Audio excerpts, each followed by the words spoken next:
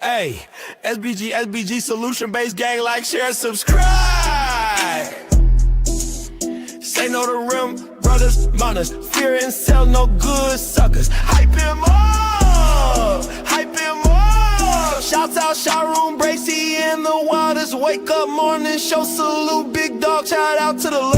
PAs, give a salute, Brownsville, SBG, solution-based gang.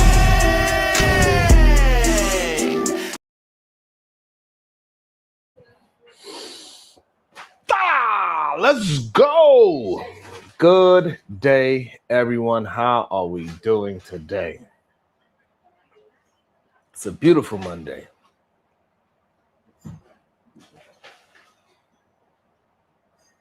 Beautiful Monday.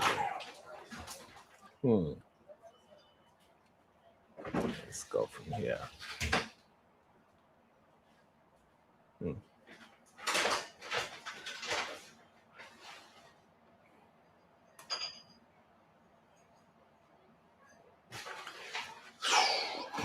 It's wild out here it's wild out here in the world, man. It's a very interesting time that we are going through.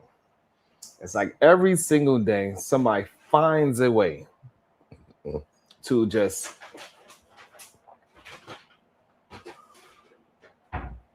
do something negative. Good day, Miss J. Just to find something to destroy what somebody else built.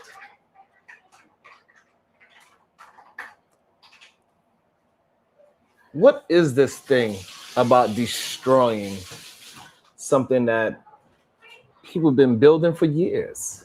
What up, B Sneezy? Skull, Miss J. And I don't understand this new rhetoric about people that have been doing the same thing for multiple years as it's negative. Like, why is Ben Crump and Al Sharpton seen as a negative?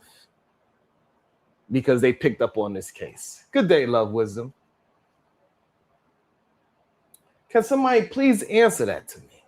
I'm very curious to understand two people that dedicated their life work to civil rights and activism. Why are they the ones considered as race hustling? They've been doing this damn near their whole life, at least their whole adult life. Why people can't accept the fact that these people mean good for the community, and also they would like to get paid for their good deeds. Why is that such a difficult thing for Al Sharpton and Ben Crump and others like him? They always, whenever somebody is doing something good for the community, they always want them to do it pro bono. They want to do it for free. Your work ain't for free, whether if it's for a good cause or not. Whether he get rich or not off of doing the right thing, or it's so many people that get paid off of doing the wrong thing. Why is it an issue to get paid to do the right thing?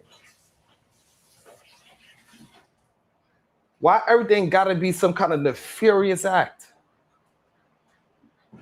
Why they can't genuinely want to help people? Why is it that they might possibly genuinely feel as this is a situation that Mississippi is trying to sweep under the rug? Do we not have enough evidence now where we should be very suspicious about what Mississippi is doing? Do we not understand the powers that be in Mississippi have children involved in this situation? Shouldn't that perk up your ears just a little bit? Shouldn't that make you understand?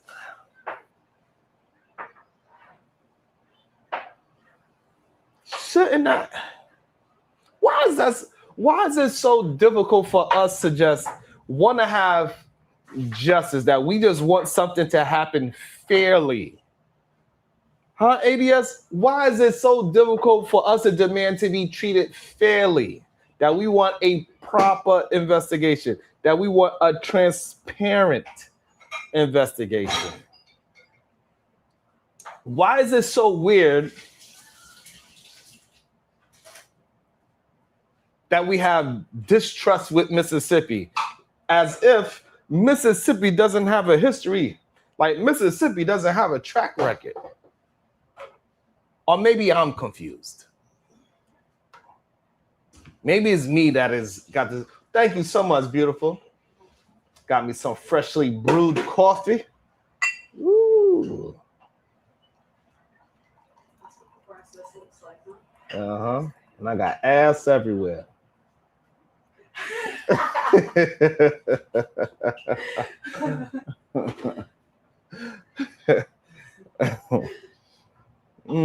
The best part of waking up. Man, let me drink some water.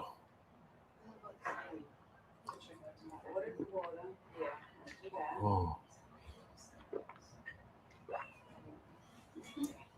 Be sneezing. It must be that people get a kick out of antagonizing Black folks online, because I cannot think for the life of me, why does it bother people so much just to get the truth out? We're not even asking to do what they've done to us. We just want to be treated. We just want to be treated fairly under the law. Investigate the way how you investigate anything. That's all. Anybody with two eyes can see that it is something strange about this case. It is something strange about 4 children. Let me not call them children.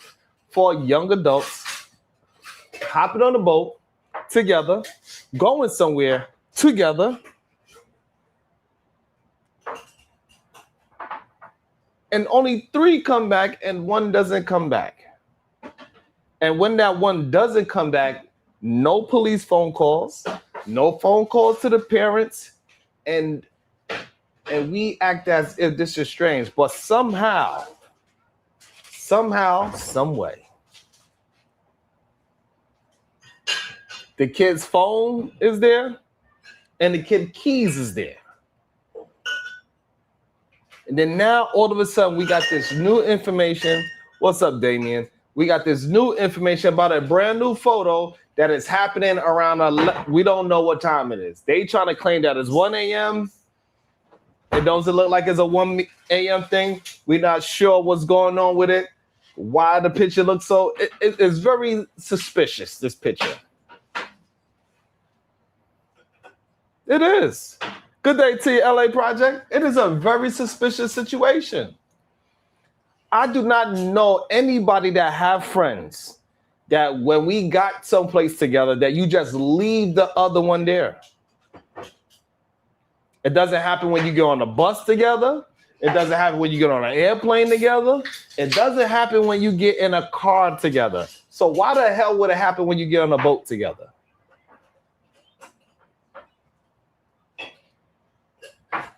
Why?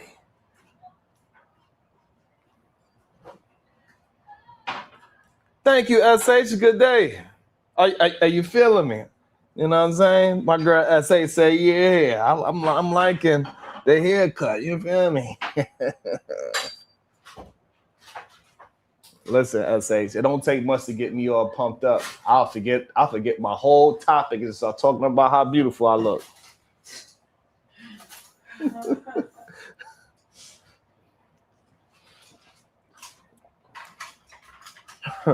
But it's a bunch of new evidence. They got judges. They got a judge. I want to play his video. It's a Black judge that just recently came out. He spoke about being a judge in Mississippi. He's a retired judge, and he explains what's his thoughts on this situation. I think it's interesting. We are going to check a look at the goddamn picture. That picture looks strange, and what people are communicating about the picture is very strange. Some people saying it's 1 a.m. and all these different times difference. The fact that it seems as if already that the Mississippi law enforcement seems as if they are partnering up with the Mississippi judge to cover something up the way how they are moving. They are moving in a very suspicious act. And is that a far reach to say that the Mississippi law enforcement is moving a little shady? Has it ever been a time in the history of America, Mississippi has law enforcement moved a little strange when it comes to black folks? I wonder. I don't know what the hell you talking about, Danderson, but stick to the damn topic. I don't know what the hell you talking about. This situation don't got nothing to do with Europe. Don't get your ass blocked up in here. I don't know how the hell we're gonna save a god. We trying to save our goddamn selves first. So before you know how it goes, when you're on the airplane, you need to put the oxygen mask on yourself first. So before you come over here talking about some goddamn save Europe, we need to save our goddamn selves. So you say one more thing about Europe, blocked, Wimbiana.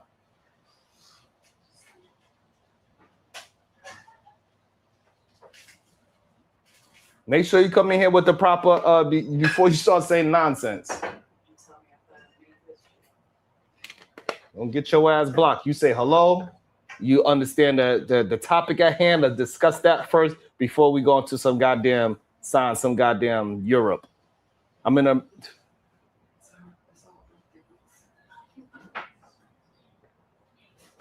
Well, before we start talking about goddamn signatures, we're going to talk about the Nolan Wells case, because that's very important to me at the moment. Shout out to you and whatever's going on with Europe, but I have no idea what that is. Don't piss me off today. So I ain't really got the time. I ain't got no time I ain't got no time.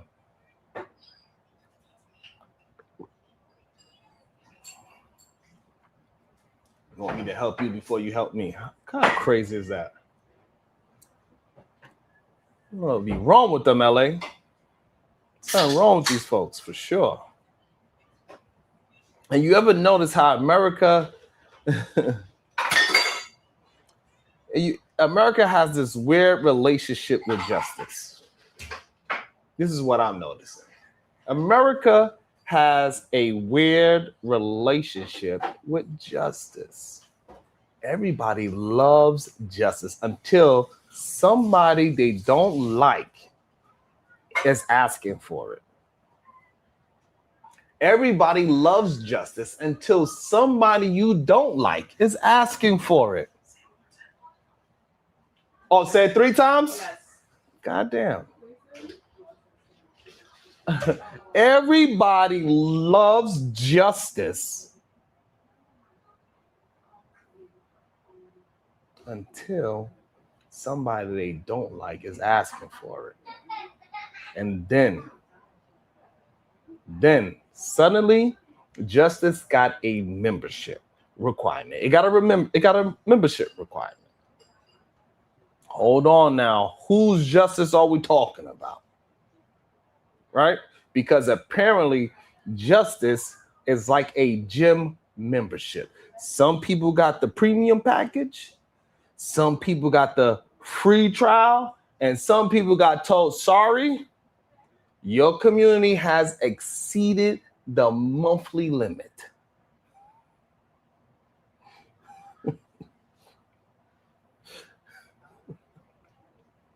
sorry. But that's just how it goes in America, man. It's crazy. But the interesting thing about America is this.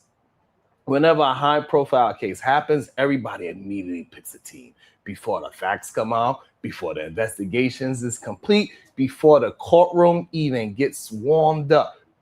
I mean, we don't even know if this is going to be a case. What's up, DJ Big? People are already in the comments like, I know exactly what happened. No, you don't.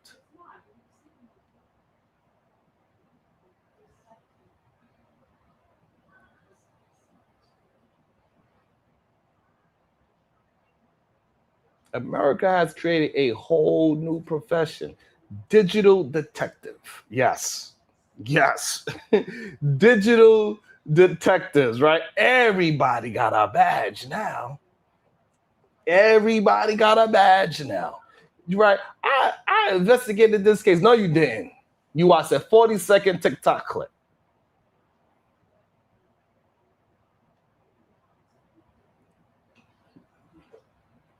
Now we have the Nolan Wells situation. Salute to that, Winston. We have the Nolan Wells situations. And like every major case in America, emotions are high. People are looking at the information coming out and saying, wait a minute, maybe there's more to the story. And that's exactly why investigations exist, because humans are complicated. Life is complicated. And the truth usually doesn't walk into the room wearing a goddamn neon sign saying, hi, everybody, I'm the truth. The truth usually shows up late. You know what I'm saying? Like the truth usually shows up late wearing sweatpants, eating leftovers, and everybody says, wait, you're the truth?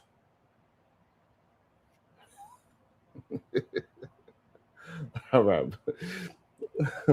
Now, Ben Crump steps in, right? Al Sharpton steps in. And immediately you hear, oh, here we go. Race hustlers. Race hustlers. That phrase gets thrown around so casually. Right? It gets thrown around so casually. Like people forgot these are actual human beings who built their careers around civil rights cases. You may disagree with their methods. You may criticize them. That's America. You can criticize anybody, but acting like they just woke up one morning and said, you know what? I want to become the villain in somebody's Facebook's comment section. No. That's a little ridiculous. Damn. John Bell said, I trust the internet investigators over the Mississippi justice system. God damn.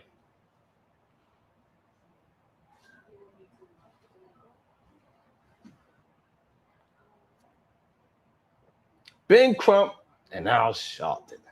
I don't understand why the criticism is so strong. I don't get it. Now let's talk about this phrase, race hustler, right? We talking about race hustling right now. Shicey Bum, good day to you, beautiful. How you doing? Look at Sonda. Look at Sonda trying to get blocked. Don't come in here so I'm just saying things if you don't understand the topic. Hey, over here on this channel, Sonda, we block people for not sticking to the topic. So that we ain't talking about no goddamn Trump. Don't get blocked or you got a warning. Because I have block parties all the time. It's summertime. Block parties is the perfect time for a block party.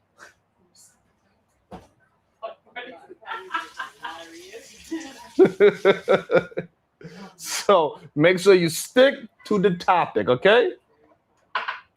Dave, it is a safe space as long as you stick to the topic. We ain't trying to censor nobody. Oh, see, there you go, Big Trump. There you go, Big Trump. You want to get blocked. I don't know, block party. It's summer. It's summertime. It's summertime. Make sure y'all hitting that like and that share button. Are y'all kidding me? Is you shitting me? The likes is ridiculous. Shiesty, the likes are ridiculous. Is ridiculous. Typical. You don't know what I. Okay, you think I'm playing. Next, you think I'm blocked. You think I'm playing. Oh, Jose. Oh, Jose, you want to be. Oh, I get it. What the hell are the moderators? This is why I don't give out goddamn. This is why I don't give out no goddamn wrenches. Y'all be playing around. Okay.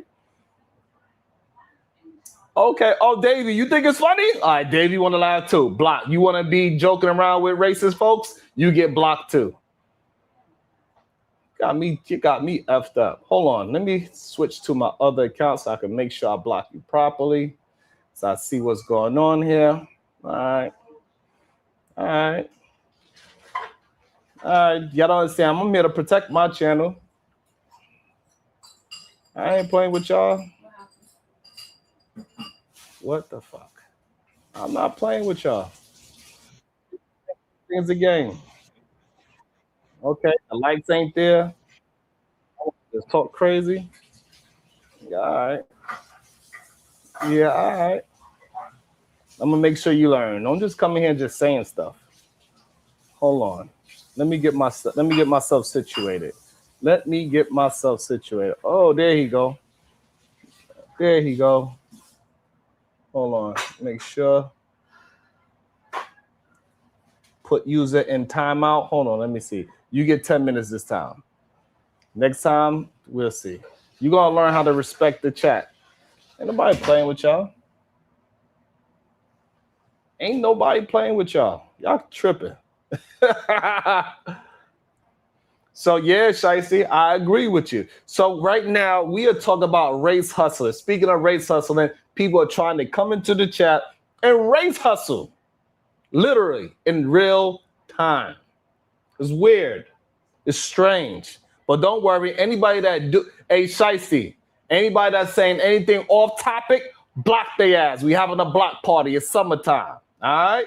All right. So now we're going to talk about race hustler, right? This whole phrase of race hustler, because America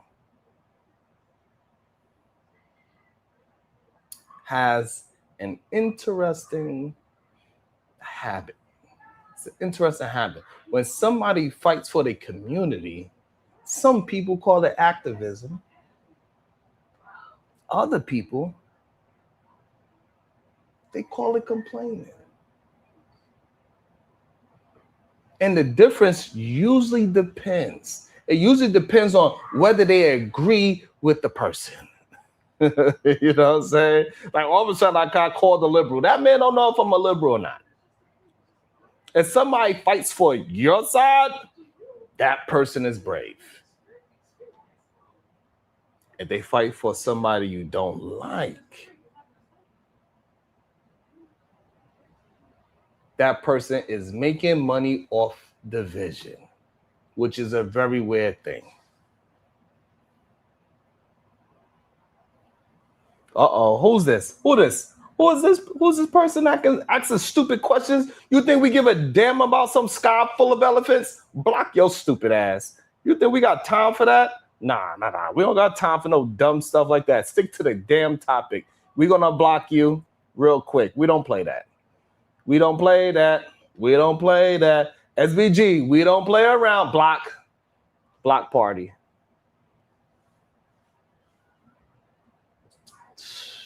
The trolls is crazy.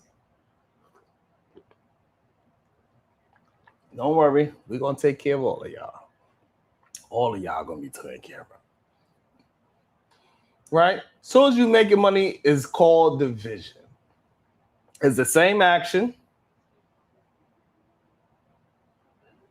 Different jersey. Look, let's be honest. Yeah, Jayville, we having a block party today. It's summertime.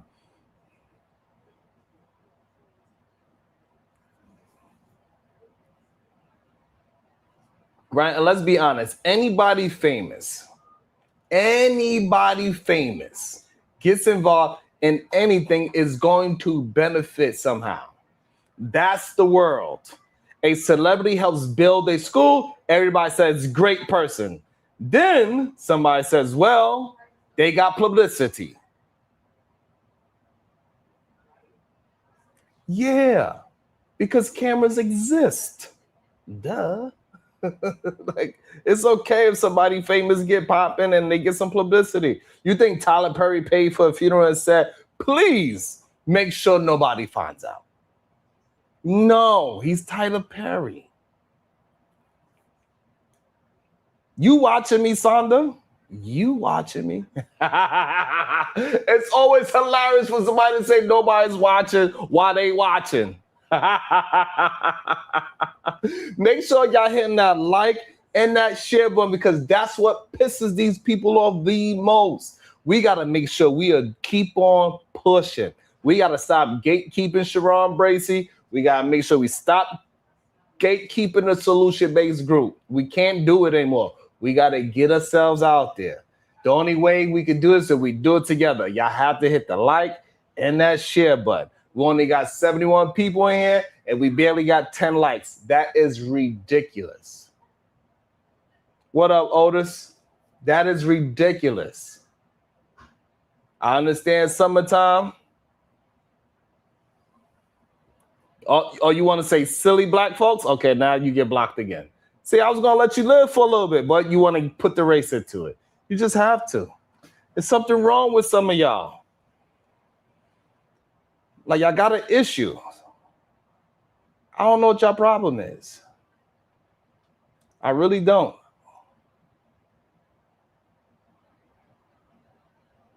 I don't get it. Let me see. How much you gonna get? I'm gonna give you 5 minutes this time. I'm gonna give you 5 minutes this time. Maybe you'll learn your lesson with 5 minutes. 1 minute is not enough. I'll give you 5 minutes this time. How about that? Summertime block party. Right? So, Tyler Perry. If Tyler Perry sneezes, goddammit, that's all he got to do is sneeze. If he sneezes, somebody writes an article. Oh, you wanna come in and not wait? What's the stream about? Look at the damn title. Come in here asking me questions. Read the goddamn room. Don't get your ass blocked next. Asking me dumbass questions. If Tyler Perry sees it, somebody writes a goddamn article. Tyler Perry's is, and his historic sneeze inspires millions. But that doesn't mean the sneeze didn't happen. No. The good deed can still be real. So Tyler Perry's good deed for paying for that young man's funeral, Nolan Wells' funeral, is still a good deed, and it's a real deed. Well, put your goddamn glasses on, you can't see. Put your old ass. And then we always had this dumbass argument, why these people argument, which is ridiculous to me.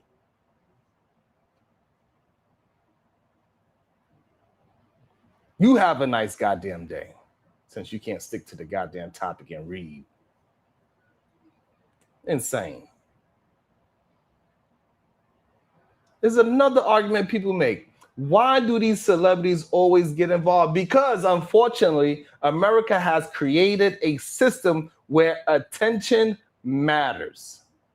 That's why. Sometimes attention is the only thing that moves the machine.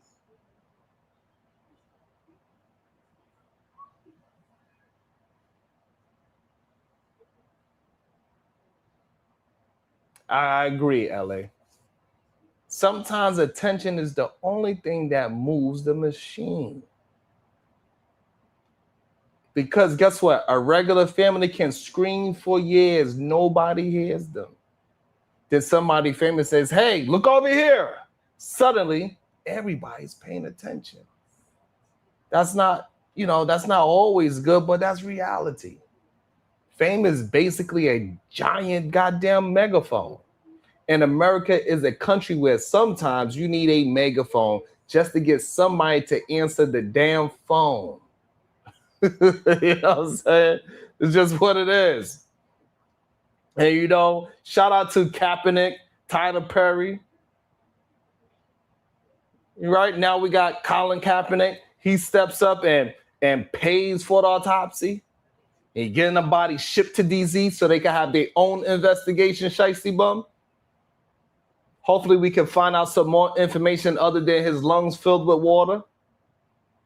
What up, Corinne? Good day to you.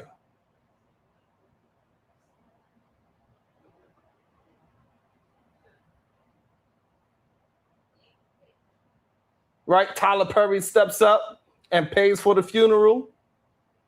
And people still argue they making it political. Everything is political now. You buy a damn sandwich. Why would you buy that sandwich? Because I was hungry, god damn it. That's why I bought the damn sandwich. No, that sandwich represents capitalism.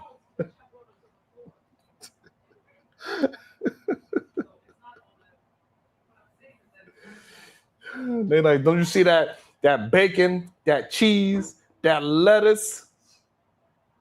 All those is different references for money. Bread, what do we call that? Money. Cheese, what do we call that? Money. That lettuce, green, that's money. I'm sorry. I'll be going off my little tangents.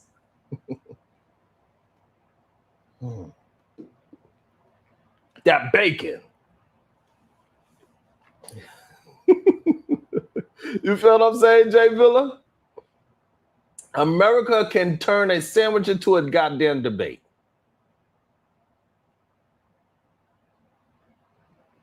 So Alexander said the world has changed because black men are currently moving towards Republican Party. Alexander, I will drop the link for your ass. Can you please explain to me why? First of all, let me ask you the question. Are you Republican, sir? Goddamn ham sandwich. Shout out to Tiny Wilds in the 2000s. Ham sandwich. Those get indicted too. Don't get it twisted. Ham sandwiches get indicted too. Oh, you're independent. Okay. So why are you fighting for Republicans if you're independent? Red Scorpion? Oh, you want to get blocked?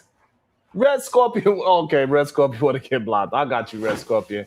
Hold on. You don't want to stick to the topic? Let me go find Red Scorpion real quick. Hold on. Let me find Red Scorpion real quick. He want to get blocked. That person want to get blocked for some strange reason. I don't know why. Who got a red? Somebody blocked Red Scorpion for 1 minute so they can learn their lesson. Somebody block him for 1 minute so he can learn that. Stick to the damn topic.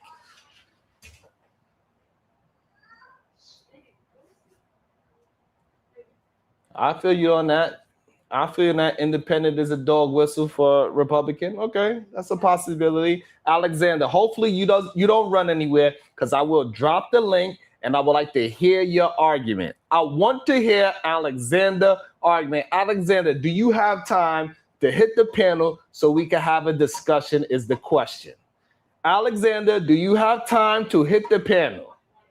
It's all right, Shadow. We got him. Hi, Alexander. Do you have time to hit the panel so me and you can have a discussion real quick? Let me know.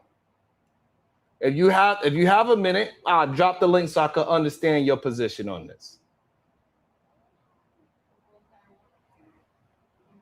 So anyway, while Alexander take his time to let me know if he can hit the link or not, and make sure you're able to turn your damn camera on too. America can turn a damn sandwich into a debate. You know what I'm saying? And sometimes people need to understand helping somebody doesn't automatically mean you agree with every single thing they believe. You can support someone's right to have answers. You can support transparency. You can support a family getting closure. That doesn't mean you already know the verdict.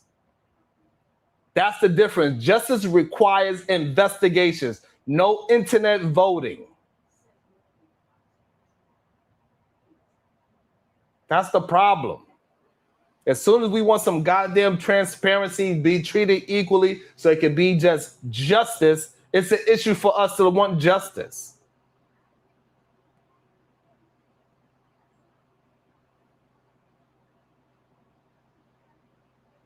I see Alexander didn't say nothing about hitting that link. He got real quiet all of a sudden. Interesting. And I find it funny when people get angry at activists for showing up because some people say, I don't like Ben Crump. Okay, that's fine. You don't have to. But some people act like, why is he helping this family? Because that's literally what he does. That's literally what he does. That's like being mad at a firefighter because he showed up when someone's house was burning. I ain't asked you to come up here to debate. I asked you to come up here to substantiate your argument about what you're talking about. And I want to know what your stance on this current situation. That's all. You don't got to be a goddamn debater to speak your damn mind. You need to be a debater to speak your mind. Don't be scared now. Your words mean something. Right? And just because the firefighter showed up when somebody's house is burning, why? Why does he have to go to fires? Because he's a firefighter. What's his agenda? The agenda is literally in the job. It's literally in the job description. At the end of the day, America has a problem. We have become so divided that people don't even want justice anymore. They want their team to win. That's dangerous because justice isn't supposed to be a football game. You're not supposed to cheer when the other side loses. You're supposed to care that the truth comes out. If somebody is guilty, hold them accountable. If someone was wrongfully accused, clear their name. Both things can exist. That's what the problem is. That's what makes justice different from revenge.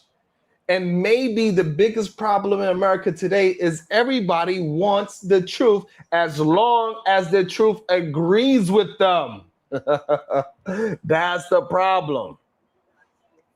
Red Scorpion. Okay, Red Scorpion. You forgot Red Scorpion. It's summertime. It's block party time.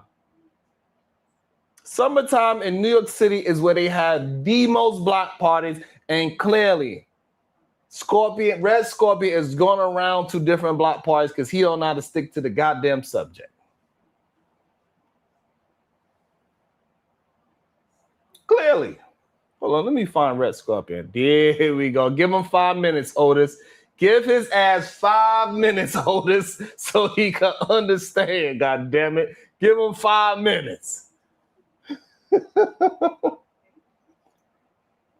We ain't playing no more. You got to stick to the script.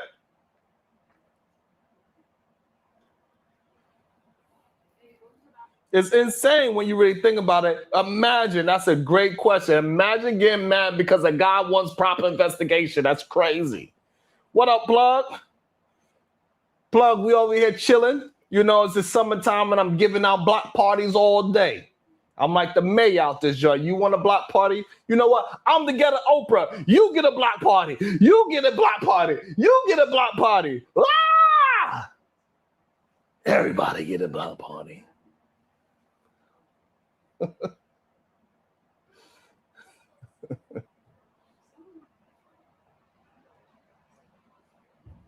So this is where I disagree with Fly Man Legend. Fly Man Legend. I disagree with you on this. And hopefully, Fly Man Legend, maybe you can hit the link and we can have a discussion about it so I can understand your point of view fully.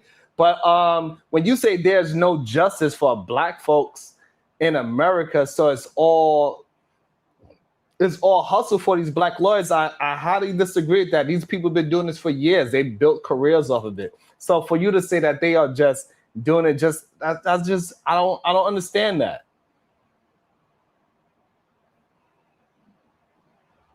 So I would love if Fly Man Legend would be able to come up and explain his position on saying that these black lawyers are just out here race hustling. That's just crazy. But the truth doesn't work like that, in my opinion.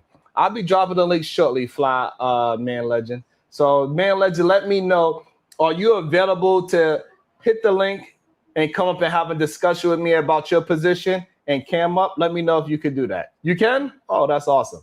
All right, so I'm about to drop the link for Man Legend. And can you have your camera on, Fly Legend? So this way we can have a really good discussion because I want to hear your perspective on it. Let me see. Let me get the link ready. Hold on. While Fly Legend get his camera and stuff ready, me and Man Legend is about to have a dope conversation about his position. We're going to see where he's at with it. But the truth doesn't work like that, right? The truth doesn't care about your politics. The truth doesn't care about your Facebook arguments. The truth doesn't care who you voted for. The truth walks into the room and ruins everybody party. Everybody party gets ruined when the truth walk in. What up, Soul Provider?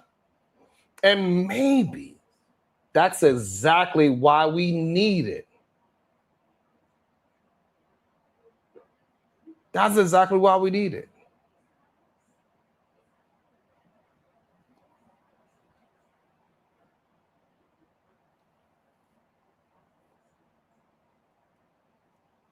That's why we need it. Oh, Jose came back and want to get blocked again. That's crazy. You know what, Jose? At least you are persistent, Jose. I would give you that, Jose. At least you are persistent. But even with your persistence, we still gonna block your ass. It is a block party out here. Even with your persistence, we still blocking your ass because we don't play that. We keep it. Now we're gonna block you for 10 minutes now. Blocked. You've been put on timeout. Go in the corner. Shout out to, I believe this is my guy. Let me make sure this is the guy that was in the chat. I gotta make sure because people will just click the link and act a fool. Let me make sure this is my guy. Good day to you. Yeah, my nickname is Fly. Okay, your nickname is Fly. All right, cool. This is the guy I was talking to. All right, so Fly, what is your position? Do you think Ben Crump and Al Sharpton are race hustling, or do they actually care for justice? I don't think they care for justice at all. I don't. And so why? Even so, the issue that I have with it, Fly, is that Al Sharpton and Ben Crump been doing this for years. So you're saying for all these years they've been grinding and fighting for civil rights, that it's all been a lie all these years? Yeah, well, what I was trying to tell you is my father has been a lawyer for probably 35 years. And every time I've had a case and now my record is expunged, I had a felony and 9 misdemeanors, but I expunged my whole record. I had a case where he basically told me to just turn myself in, and I hired a different lawyer, and I ended up having to not turn myself in, and I didn't spend a night in jail, and I just got 6-month probation, and I completed it. But if I would have listened to him, I would have had to go to jail, and it probably would have been the same outcome. But I just feel like these people, their hands are tied, and there's really nothing they can do for us but just make money off the system, and the judges override them. Unless a black judge, I'd say if he's a black judge, he can have some power, but just as a lawyer, you're not going to be able to override the judge.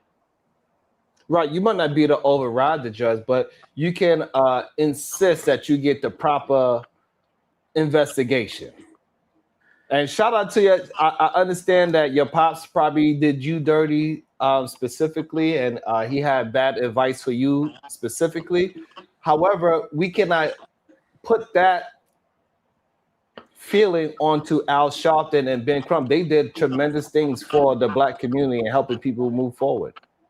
Yeah, I mean, and my dad, he's not just an average lawyer. And in my family, I mean, I could get in trouble for saying this, but we have the second richest black man in America, Robert F. Smith, who's worth 10 billion in my family. And I just feel like with the community, our hands are tied and we just don't help each other with money like other races would do. I'm a light-skinned brother, but both of my parents are like your color, but we we just don't look out for each other like that. I don't know what it is.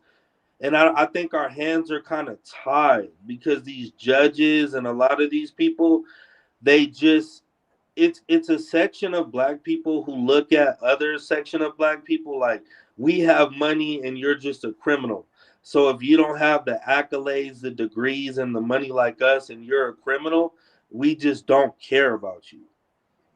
So, okay, so the issue is that like black folks all they do help each other. That's what Ben Crump is doing. He's helping out another black folks. That's what Tyler Perry is doing by paying for the funeral. He's helping out black folks. That's what Colin Kaepernick is doing. He's helping out black folks by getting the body shipped to Washington, D.C. so they can have an independent autopsy. So black folks help out other black folks all the time. The issue that we have is that people try to shun them for helping out other black folks. We got rich black folks that get into criminal activity as well. So it doesn't like the money situation is not really the big issue at the moment.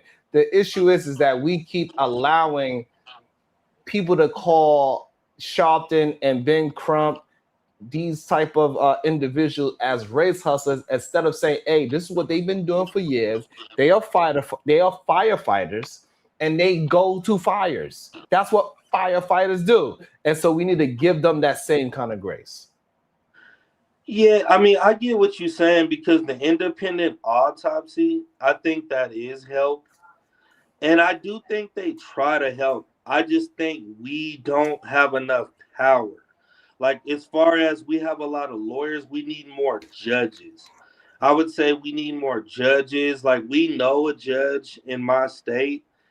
I've never had to deal with him, but I would say, like, with my dad too, like, he's always been a lawyer, and I don't know if he ever wants to be a judge, but I would have to say we need more judges and we need to go harder. I feel like they just don't go hard enough at all. So And you they can are even going. like send this to my dad because it could make our relations worse. And even me telling you guys that my uncle is Robert F. Smith, worth 10 billion, the second richest black man in American history.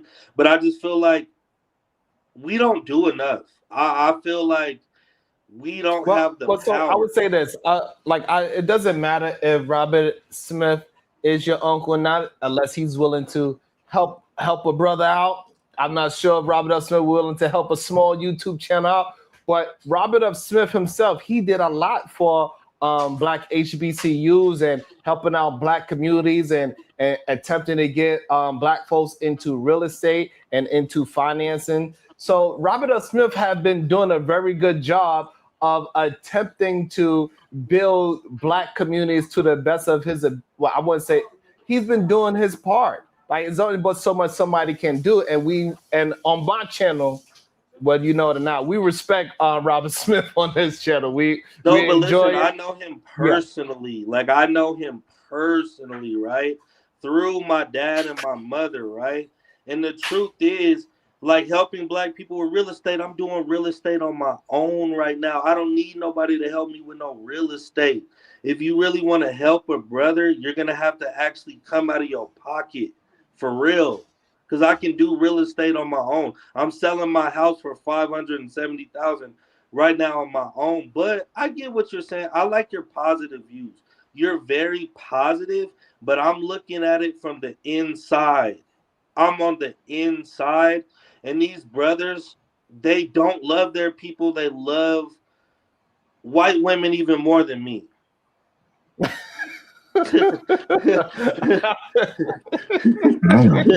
And I'm a light-skinned brother. Oh shit!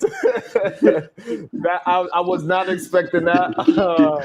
But thank you for that. Also, we got a new person onto the panel. Hopefully, he could cam up shortly. Otis Who Network. Good day to you. How you doing, Otis Who Network? Salute to you. I appreciate you. What is your thoughts so far on this part? I got some videos that I want to for us to go through as well.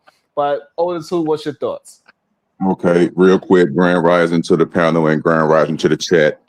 Real quick, to the point, I believe Al Sharpton and Ben Crump, those type of characters, I believe they're great lawyers, they're great activists, but in my opinion, I've been around a while, they're too polarizing for certain positions, and there could be a detriment in certain situations.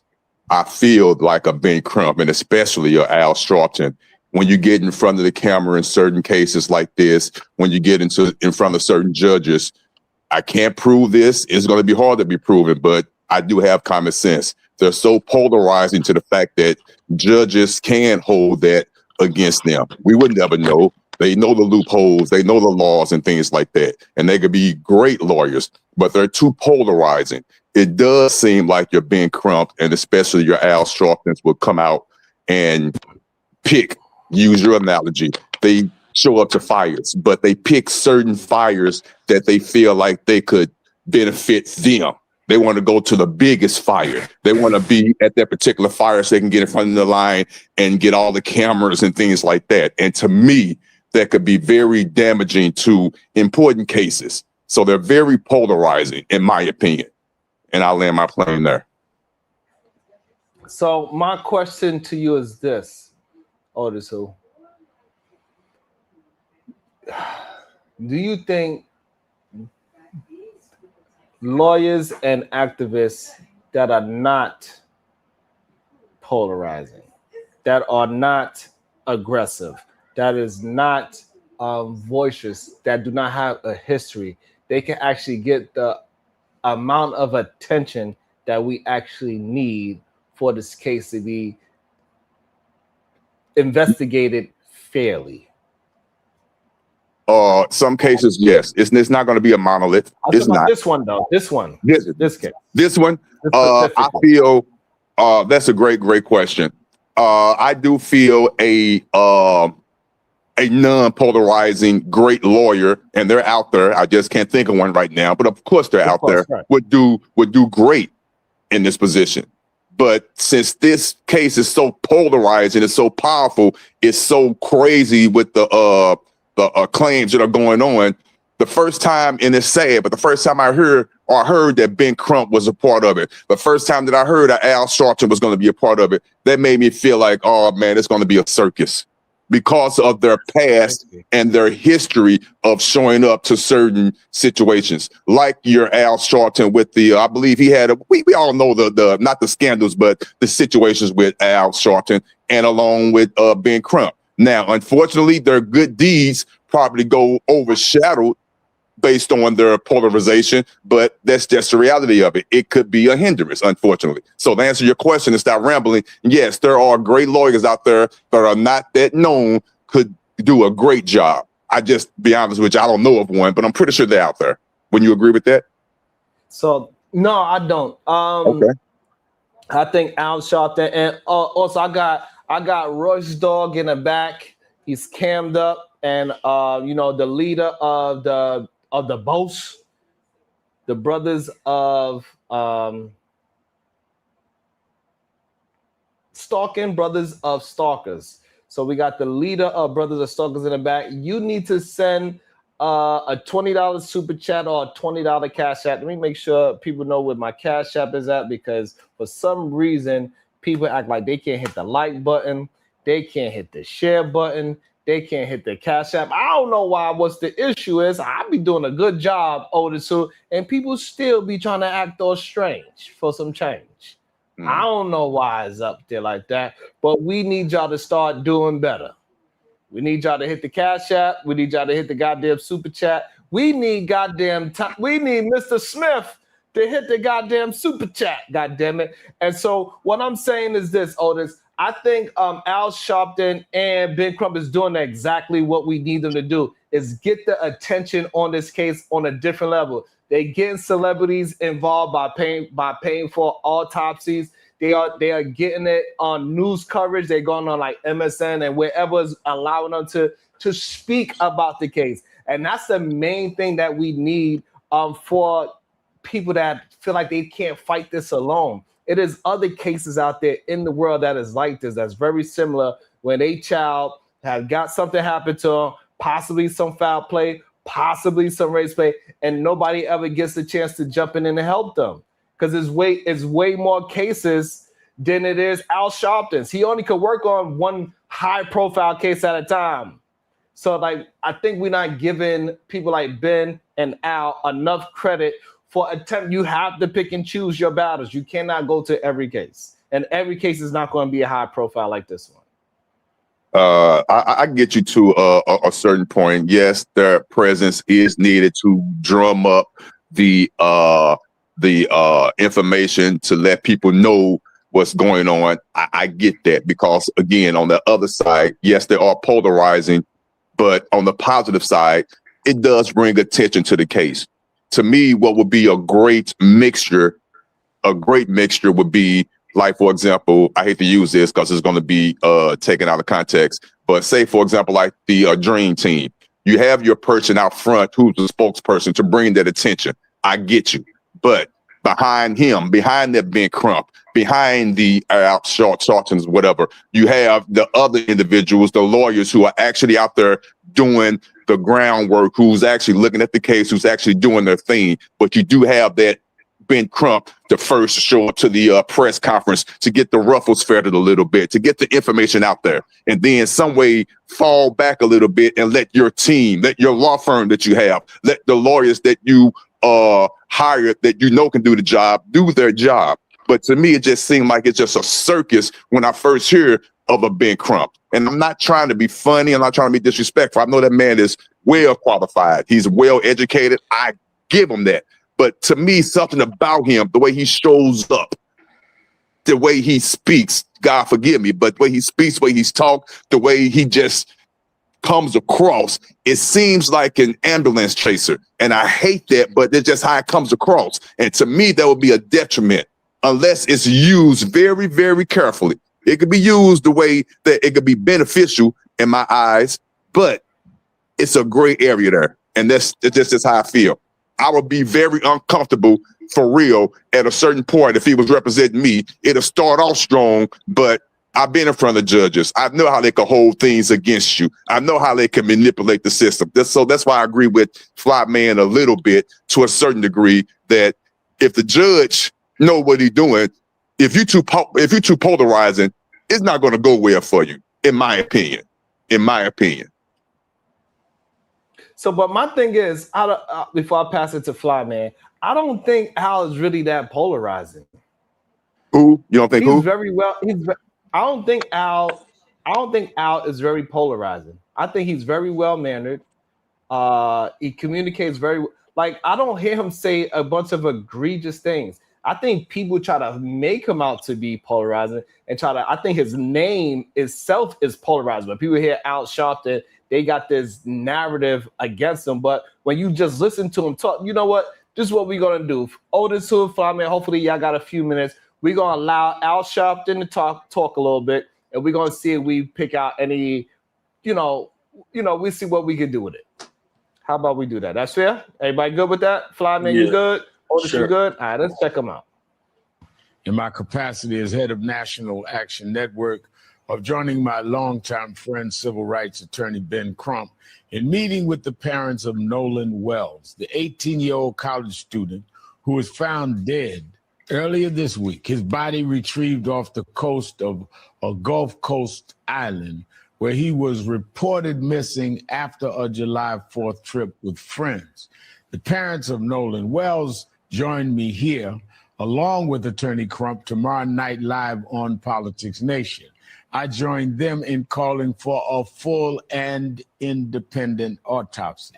Joining me now with more on this story is MS Now reporter Maya Eglin.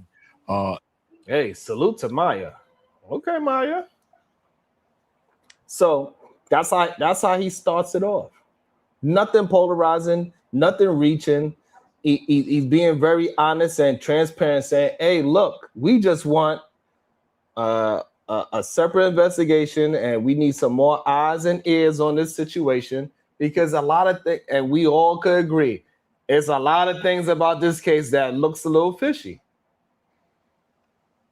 I agree. He didn't say anything negative there. I mean, I give him that, and I agree. There are a lot of acts that did take place, so I give you that. Now, when him saying that, that's the part I'm saying is useful, because he speaks well. He's known. That part I have no issue with.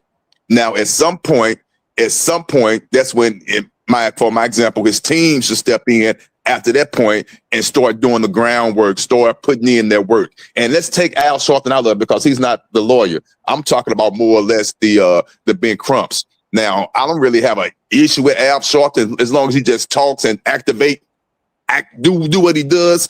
That's fine. I think he tends to know when to fall back, but I'm more or less talking about your Ben Crumps, your quote unquote. I'm not going to call them a ambulance chaser to be disrespectful, but the lawyers that appear to just show up at the most opportune time, just it looks like a money grab. That's all it seems like, a big polarizing money grab. So that's the issue that I have. Why is it a concern that he's trying to get money for the skill set that he has? Why is that a problem? Well, you know what I think is the problem? I think this case is in Mississippi. I don't even think Crump is licensed in Mississippi. I think he's licensed in Florida and somewhere else. So you're going to have to find the best lawyer in Mississippi. But, I mean, Crump is just a front face, so I get what you're saying. Sharon, right? Sharon. It's pronounced Sharon. Sharon. I get what you're saying. But it's like with this case, you're going to have to get the best lawyer in Mississippi, the best representation, and they have a horrible uphill battle because one of the kids' mom is a judge. So that's fine that we have an uphill battle, but the discussion right now is that Ben Crump and Al Sharpton is only there because this case is big enough and the cameras are there. And that's the issue that I actually have. And like, I don't see nothing wrong with, if they are the biggest names in these type of situations, why wouldn't they chase the highest profile cases? Why we slighting them for wanting to be a part of the biggest situations that's going on in America, especially somebody like Al Sharpton and Ben that have been a part of the biggest situations in America when it comes to civil rights since they was young. So this is not something new. The cameras and things is not something new to them. So of course, they feel like cases like this, that is big, high profile, they should be a part of it because they are big and high profile. Why do we want them to be humble to just keep on taking cases that is small to make them prove some kind of moral standpoint? Yeah, no, I do agree with you on that. I agree with you on that. I'm just saying, as far as this whole case, I think the best case is no case. I would have told my melanated son, do not go on the boat with your little friends. You're not going on a boat with no white tea people. You're just not doing it. Like, well, unfortunately, we definitely passed that point. I get you saying, but we passed that point. But to address what Sharon was saying, if I was in that situation, and I understand how it goes mentally, when you're in that situation, you want the quote unquote best lawyers you could find. Unfortunately, well, not unfortunately, when you think about that, of course, your Ben Crumps would pop up inside your head. And I can't think of another lawyer that would be that way. But a Ben Crump would pop up. Let's go get Ben Crump. But right after that initial thought, yes, he's known. I've seen him on CNN. I've seen him on all the channels. Ben Crump is known. Now you have to fall back and think, okay, yes, he's known. He's known for standing up for us as a people. He's known for taking these high profile cases. Yes. Now the next question would be, has he really won his last few cases? Let's look at his past. Has he really won? Let's look at that. Yes, I know his name. Yes, I know his vernacular. Yes, I know how he looks in his suits. I know the cameras follow him. But has he really won his last few cases? Do we know that? Do we? So I believe, according to the chat, we could just search it up, but Ben Crump was a part of the Floyd's killer getting convicted, and also Ahmaud Arbery killers getting convicted. Okay. Do that changes your thoughts on? It doesn't. No, you know why? Because those are two polarizing cases. I'm talking about cases that really didn't necessarily make the news. Let's see what his track record is there. Of course, the polarizing cases you could easily pull up. Of course, I remember him with the Floyd case. Of course, I remember him with that. Of course. But what about the cases that didn't make the news but was just important? Did he win those? Did his law firm win those? That's what we need to see, because he just pops up at the polarizing cases. So that's just like with Johnny Cochran. Like, he have a law firm. That doesn't mean Johnny Cochran is gonna be on every case, right? And so same thing with Ben. So like Ben is gonna get the big cases, the ones that matter to the law firm. The smaller cases, he's gonna pass that down to the ones that's on their way up. That's just how it goes when you run a business. We cannot be mad at these brothers for running a business. They are in the business of civil rights, and they also in the business of attention. And and it's just that those two things need to go hand in hand: civil rights and attention. Yes, it just I does. agree. Sharon, I actually understand your point. I think they're doing the best they can. So I get your positivity and I understand your point. Yeah, I definitely do. I don't know, with the whole case, I don't get though why we just like I said, the best case is no case. And I'm gonna tell I have neighbors who have a boat. I live in the suburbs right now. I actually live in a neighborhood where there's no one that is an African American, right? And I'm not going on the boat with my neighbors. I'm not going on the boat with them. No doubt, Flaube. Just to be I agree honest. with you.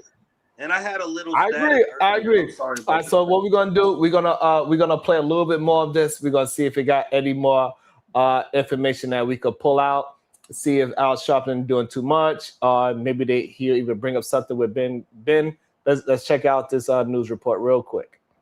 Maya, the Jackson County, Mississippi Sheriff's Office officials say foul play isn't suspected in the death of Nolan Wells, but the sheriff has asked for any information, eyewitnesses, or video that could help the investigation.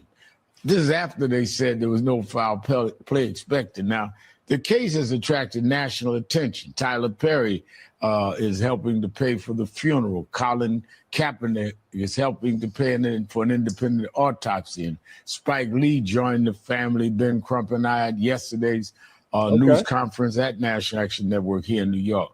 Well, what's the latest on the investigation? There's so many questions here that both family and community members have about Nolan. Again, this is an 18-year-old teenager. His family says that he loves playing football. He brought a lot of humor and joy into his community. I want to catch everyone up to speed as to how we got here and run us through a quick timeline of events that we do know. So July 3rd, that was the last time Nolan's mom, Christine, said that she actually saw her son. She said he made the family a salmon dinner, and then he went on this July 4th trip.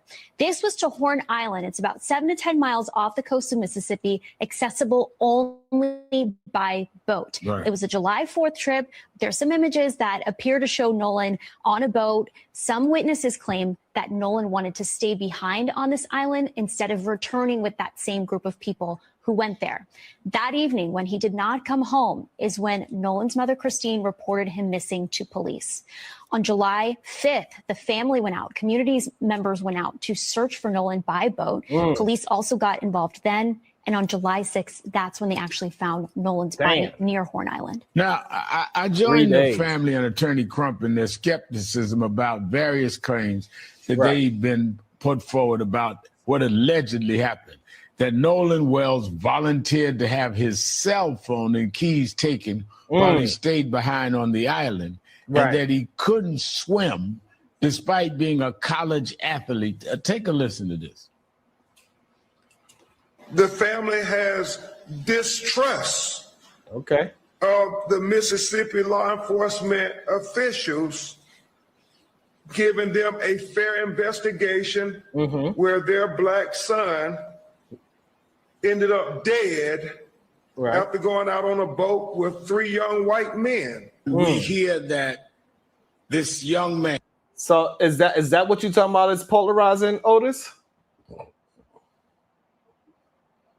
Because those are just facts. You're on mute, by the way. My fault. Yes, that part right. Yes, everything he's saying is facts. Again, this is going to sound like I'm double talking, but it is what it is. It's like a double-edged sword. Ben Crump is needed for this aspect. Bring attention to the case. I get that.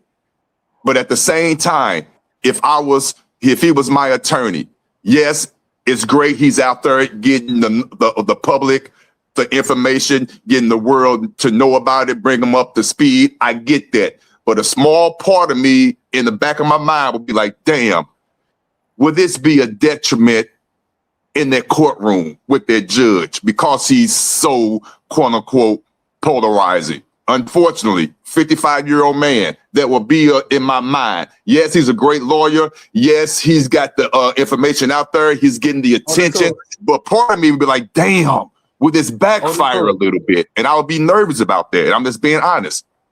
Otis, what do him being polarizing have to do with the law? Unfortunately, a lot of these so-called racist individuals who have more power and control than he does can find the way to make us pay for it. It has been proven in history. Don't have me bring up the facts and all that, but I'm pretty sure people, the audience, know what I'm talking about. It doesn't matter sometimes if you're right. It really doesn't. If they want you, they want you, and it could be a detriment. I don't want to be like a damn crazy. It's the truth, though. It's the truth. Unfortunately, it is.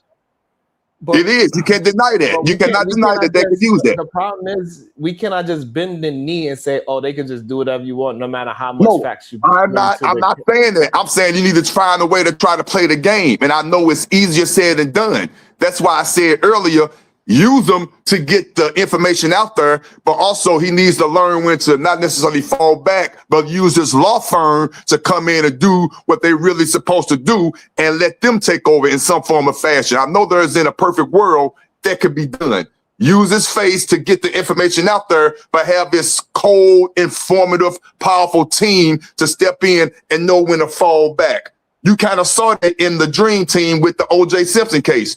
I forgot who was the mouthpiece of it or the face. Was it Ben Shapiro? I think he was a face. Don't get me wrong. I'm bad with names, but you had somebody who stepped in first. His face was out there. Then he had that team come in and lay all the groundwork. He kind of fell back a little bit. He let that team get up in front of the judge and present the information and all that. He had different lawyers step up in certain parts of the case and do their thing. It wasn't just, quote unquote, what's the name? He just who passed. I'm I get all excited. The black guy who died. Yeah, thank you. It wasn't just Johnny Cochran. Yes, he was there for that face, but it wasn't just him. He had that team step in. There's a gray area there that you got to play that game, and I don't know that right mixture, but right now it just seems like it's just Ben Crump, and to me, just the Ben Crump is kind of scary to me in that courtroom just by himself. But that's all I'm saying. But the thing is that we don't even have a case yet, right? So Ben Crump, before I pass it over to ADS, welcome to the show, ADS. Him and Al just making sure it get the proper investigation. So if everything leads to people needing to be arrested, that investigation would be properly conducted, because nobody is trusting Mississippi right now. Mississippi is right. We see that the sheriff is a little shaky. He like, according to what my understanding. What you mean your understanding? Your understanding of what the judge told you to say? What do you mean your understanding? Did you like, you know what I'm saying? So a lot of things just seems very strange. The fact that a boy's he didn't come back, his phone got message deleted, and now we got this new picture. It is so many things coming up. So Ben and Al, they're not actually his lawyers or anything like that. They are just trying to ensure that the investigation moves out of Mississippi and we get people that is not connected to the Mississippi law enforcement to actually do the investigation. That's what Ben and Al is actually there to do. I got you. And again, the way you just broke it down, that makes sense. That's common sense. They're bringing more national attention outside their particular just state alone. I get that. That sounds beautiful. On paper, it's beautiful. On the outside looking in, it's beautiful. I can't defeat that. I can't refute that. That's fine. But at some point, you're going to have to make a decision on what's that next move. And that's where that gray area come in. But right now, everything you're saying is fine. I get it. The attention is getting there that's being needed. I get all that. I get it. But you understand what I'm saying just a little bit though. At some point, it could become overbearing. Okay, and also, yeah, thank you. Fly Man, when you're not speaking, just mute, and when you talk, just come off mute. Let me get ADS. ADS, what is your thoughts so far? Hopefully, we can get it to move out of Mississippi, Uncle Tom. That would be great if it can. Go ahead, ADS. What's your thoughts? Good morning, Sharon. How's it going, brother Otis? Hey, what's going on? How you doing, sir? I'm in a lot of disagreement with Otis and a little bit with Flyman too. This case needs as much publicity as possible. You got 205 open missing cases with Black people in Mississippi that nobody's talking about, right? Remember last year, 205 missing persons cases that are Black people in Mississippi. No one's talking about it. Nobody. Wow. Yeah. And then remember the 13 last year? Remember the boy before that, year before, which the sheriff's office disappeared? Mississippi, right? I mean, they got no history of this type of stuff. So let's get some publicity on this, because I'm going to be honest with you. This has been a kind of trending thing over the last few months when it comes to our youth, our children, right? Well, they're not even safe. You know what I'm saying? So we need to start, you know what I'm saying, basically eyeing this out, airing this out a lot more, putting more eyes on this and letting people see it more often and hopefully deter the behavior. Because right now it just seems like they're just kind of getting away with it. As of something you spoke about earlier, Sharon, right? Now go ahead and drop out of this, right? You said that these Black folks aren't receiving justice. No. The message is that you're not worthy of justice. You know what I'm saying? Oh, shit. Okay. I like that. Cyrus shot in the back. Football year, a whole football field between him and the other guy. The guy runs and chases him, shoots him, and then turns around and says he has a gun. That's what, didn't steal the water bottle, none of that stuff. It seems like that didn't get tried. Only thing they got tried was the gun. So it's become more and more disparaging, especially against our youth, to the point where, let's be honest, what's our future worth in America?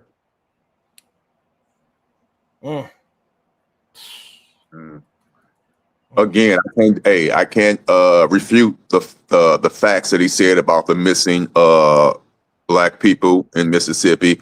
I can't refute the fact that this case does need publicity outside of Mississippi. All those things are true. They are. I'm not even refuting that. I'll be a fool to try to. I get you. But again, I'm going to die on this hill. There's a gray area there that still makes me nervous about certain, I hate this word, polarizing individuals getting involved.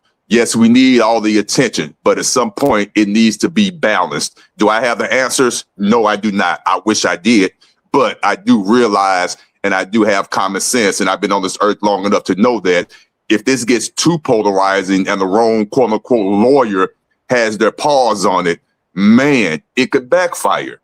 And I'm sorry, but I just feel that way, and I'm hoping it doesn't happen. But yes, talk to me. A different perspective. Yes, please do. The question is, why do we always have to go to these extremes just to get justice? This is an extreme, right? Where you got Ben Crump and all these people involved with this one case. And I could say this was an outlier. This was just one case. Okay. No, this happens, right? No, this is every time something happens, we all have to get involved and get any type of justice, even with the shootings, the police deletions, right? Everybody had to get involved. BLM people marching, doing this. That's just simple justice. Hey, man, what's the law? What's predicating the law? What this person do? That should be an open and shut case, right? It should be, yes. Yes. But it's never that. It's always this. You know what I'm saying? We got to get out there. Everybody got march in the streets, and we got to get these high profile names, and people got to, you know what I'm saying, do all this and all that just to get attention on things, just to get any semblance of justice. You saw what just happened to Carmelo Anthony. Even though I do agree that he should have got some time, this whole court thing was railroaded. I mean, from tip to the end. I mean, it was so quick because they already had worked out the details. Remember the gentleman's agreement? That's all that was. You know what I'm saying? They worked out details. So, I mean, I don't like this either. All this kind of, we got to do everything to get anything type of deal. But hey, it's the climate environment we live in, right? That's even as an independent. You know, politics is one thing, but with life and death is another, right? And this right here is getting kind of critical, right? With the way things are going right now in that particular circumstance, because a lot of people here don't feel safe, even though to me this is the best country in the world. There ain't no country better than America. You know what I'm saying? There ain't no other country I'd rather, I mean, unless you had, you know, women, you know what I'm saying? Single women, yeah. But I agree with you. Yeah, I get what you're trying to say. Yeah. Yeah. So why do we always have to go to these extremes, right? These exhausting emotional, you know what I'm saying, circumstances versus just this happened. Let's see what we should be able to trust the court system to say, okay, we can back off and see what happens in court, right? It's like we can't do that. It's like we can't. I'm loving what ADS is putting down today. Salute to ADS. Shout out to Too bad his ass ain't canned up. Yeah. Too bad his ass ain't canned up dropping bombs like that. He dropping bombs today. He ain't canned up. Shame on you, ADS. Shame on you. Yeah, I mean, again, I definitely agree with what he's saying. That there is no pushback at all. Right. But it's not. But it's not a flex on my end. It's not nothing I'm proud of. But for real, I've been in front of these judges way too many times. I'm familiar with the justice system, and I know it's not always just black and white as it's supposed to be. It's not always based on the law and the statutes and codes and what's common sense as it should be. It doesn't always work that way, unfortunately. So that's what makes me nervous. This case does need to have justice. I agree 100%. So much of the fact that it's making me have these questions and these thoughts about the right representation and how it should be laid out and how it should be carried. It makes me nervous. But everything that ADS is saying, everything that you're saying, Sharon, I'm not pushing back on it. It just makes me nervous because I know the reality of the situation. It's not always black and white. No pun intended. It's not. When they can get you, they're going to get you. They're going to get you. They're going to find that loophole. So if the individual is too polarizing to me, that could be a detriment. Shout out to Carl Anderson with the 5-ball. Thank you so much. I appreciate y'all. Make sure we got over 170 people in the chat. Make sure y'all put some color in the chat. Let me know that is real. The Emmett Till case resulted in no convictions, but sparked the civil rights movement after photos of the boy's beaten body were made public. Very good point, Carl. So this is why we need more eyes and ears on these situations. And ADS brought up a very good point. 205 black folks missing in Mississippi. That is something that needs to be investigated as well. Welcome to the show, Dark Spoon. First, I'm going to ask you a question, Dark Spoon, before you tell me your thought. Do you think Ben and Al are just race hustling? And if so, why? They're fucking grifters. It's all been grifters. Try not to curse, by the way, if you can. Oh, yeah, I'm sorry. Yeah, they've always been grifters. It is what it is. I mean, I expect that from them because, 117 people were shot right after Juneteenth in one specific place, and you didn't hear it peep from any of these race hustlers. But and Lord AS was absolutely wrong. There's not 205 people. Wait, before you jump into ADS part. Mm-hmm. However, why do you bring up the gun cases that happened the day after Juneteenth? Was there any injustice that Well, it was in the happened there? weekend. That doesn't Yeah. matter. I understand the sentiment, right? We're not pinning you to exact dates or whatever. It happened in 3 days, 4 days, Yeah, right? fine. I mean, but to me, that doesn't Right. matter What I'm saying, because an injustice on one is injustice on all. So right. yes, So that's what I want. so to That's me, what I if want to ask anything you, right? happens, you So should come out for no, everything Spoon. that's So fucking what I want wrong. to ask you about it, Spoon, is Mhm. that so? In my opinion, I think that's a crime problem, not an injustice problem. Why are you putting There it that is, crime? injustice. Okay, good. Why is it injustice and not crime? Because if someone enacts something on you, it's injustice happened. No matter if you want to look at it that way or not, it's still something that was unjust that happened to you. So to just say it just because it's a crime problem, that's just a cop out for anything that happens. No, Yeah, I just yeah. don't. I disagree with the premise. I guess. So I guess we probably would never really get nowhere with it. But I just No, no. disagree with the I premise. mean, I can I understand think why you're it's saying it, but I mean, we okay. gonna have a Okay. disagreement on that. That's all Yeah. that. Okay. But I hear All what you're right. So. saying. And I Mhm. just think they only come out during certain things. Like they didn't come out the whole time during the Carmelo Anthony thing. Not one time. I think Ben attempted to, but they told him not to. I think No, he they didn't attempt to. He didn't attempt to. He yeah, didn't. I believe okay, that's fair, but I believe Okay. they told him not to though. I believe he reached out and they didn't want his help because of Why? the other guy. Why? Because the other Too guy that came out, polarizing? Too polarizing? no, that wasn't. They already had their team. They felt like they had their team, and they didn't want they went with a different team. Oh, Ain't It's nothing funny. more polarizing than That's that fella funny. they had hanging with them That's on funny. stage. That's funny because no matter how you look at it, even this so-called dream team of Carmelo Anthony that he has now, what happened to them when it first happened? Why come out after it happens? If you want to say you want to do it for free beforehand, do it for free beforehand. It's possible. I mean, hey, I'm not gonna be mad at when they came as long as you get there. Okay. I mean, Dog Spoon, my question is, what is your idea before you go to your disagreement with ADS so y'all can have y'all quick back and forth? But before you get into that, what is your thoughts on this case? Do you think it's a lot of suspicious things going on and they do need a independent investigation to attempt to get the truth out? Sure, I agree with the independent investigation because no one knows what happened. I mean, you do have a whole bunch of witnesses coming out. Well, not a whole bunch. We have some witnesses coming out now. I think it is kind of fucked up that you leave with a flock of motherfuckers, but you come back. You don't even come back. That's two in To a me, row, goddamn man. That's two oh, in a row. sorry, It's 2 my dollars bad. per F-bomb, goddamn. My bad. But I think it's kind of messed up that they left with the dude because I don't care who you with. If you roll with your partners, you're supposed to all come back at the same time. I don't care who it was. I didn't have white friends. I didn't have black friends. And if we go to the club together, if one get in a fight, we all get in a fight. We all trying to come up out of there together, not single-handedly. I mean, that's crazy that, the boy just ended up not coming back. And, I don't think it's, well, I'm not going to say it's not a race thing because everyone out there was white and he was black.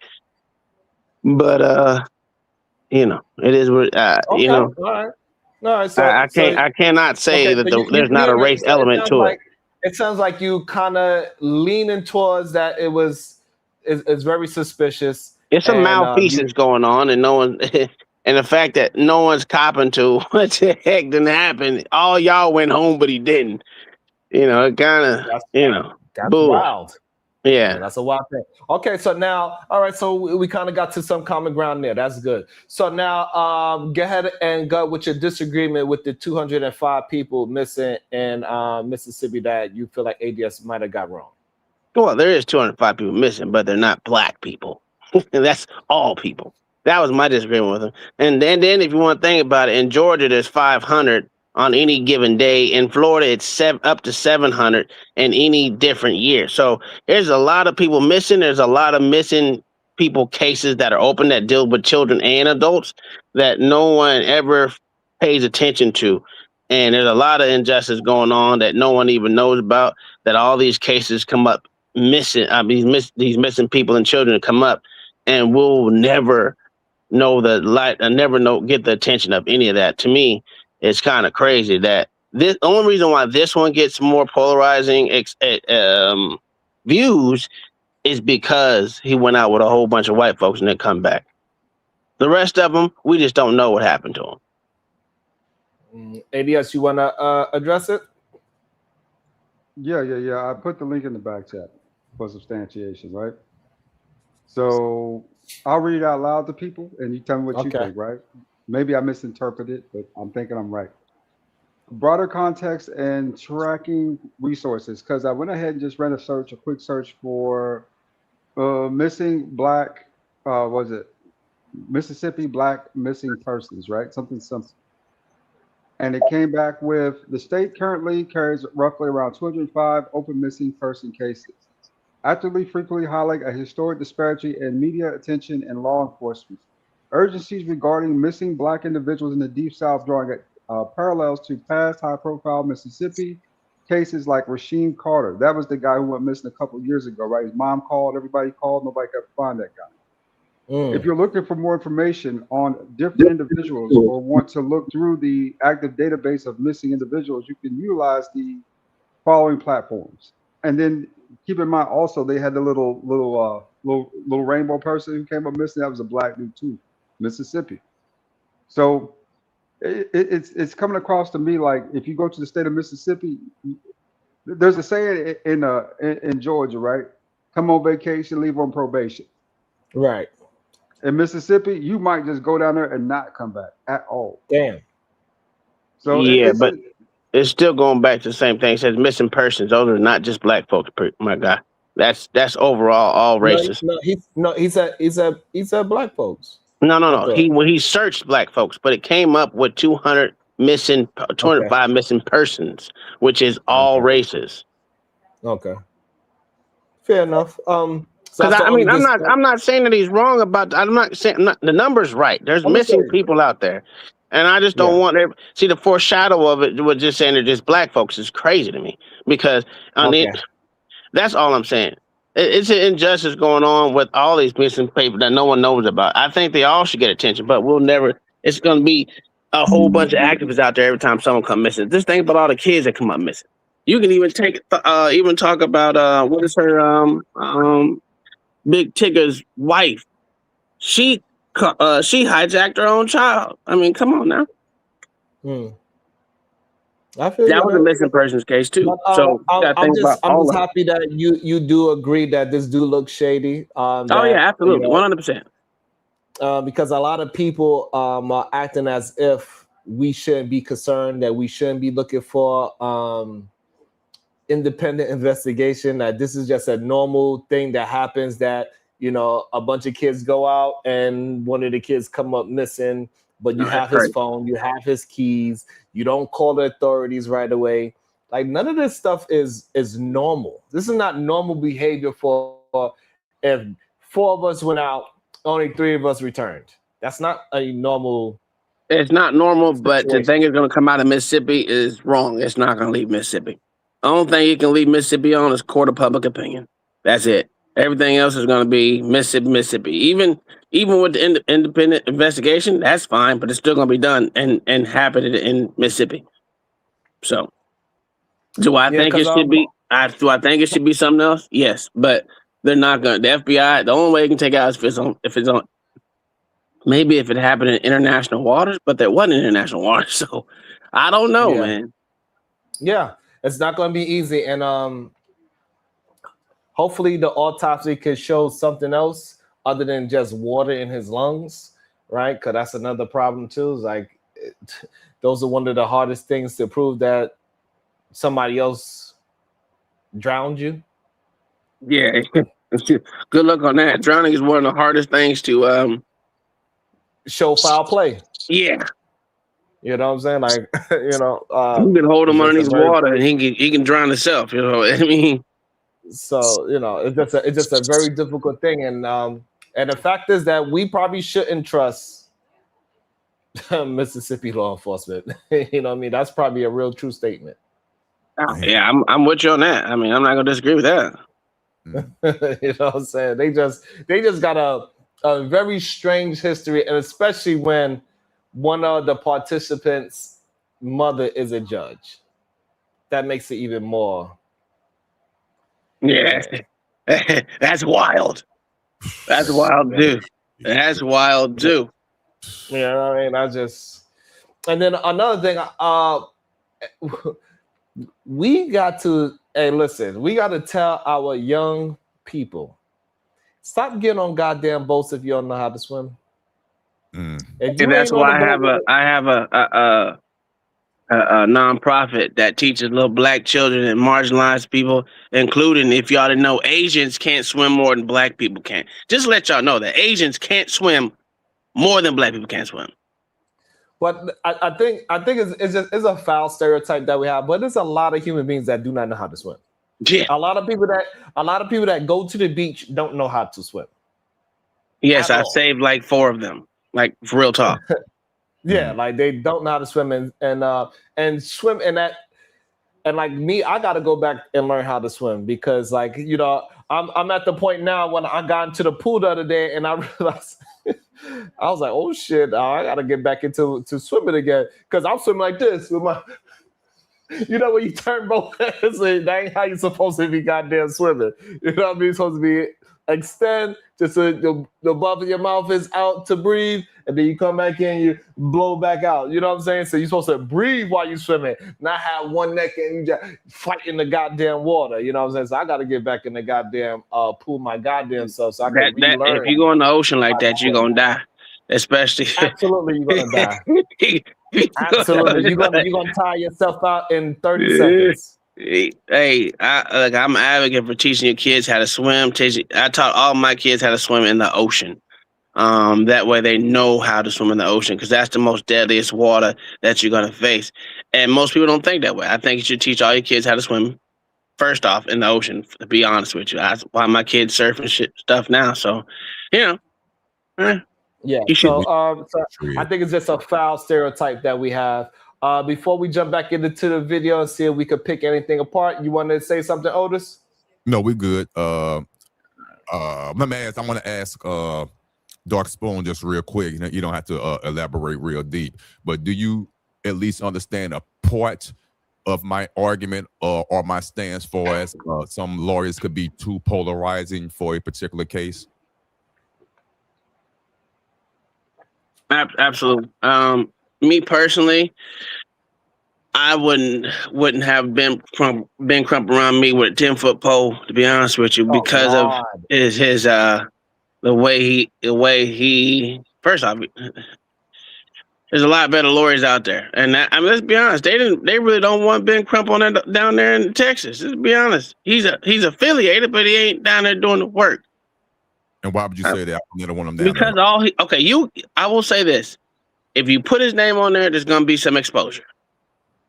The reason why is because black people trust him. For some odd reason, they trust him. I've never seen him argue a case yet, so I couldn't say that he actually goes in the courtroom and argues. So there's that. But to be honest with you, there's not enough activist lawyers out there. And if he would take more cases and actually do stuff for the people that actually face injustice, especially with these cops, and actually take these to court and actually win, I would give him more credence. But he haven't earned nothing that I've seen. Believe me, I go over majority of his stupid cases. He hasn't earned anything for me to say he's a good lawyer. I'm sorry. He won the civil case for George Floyd.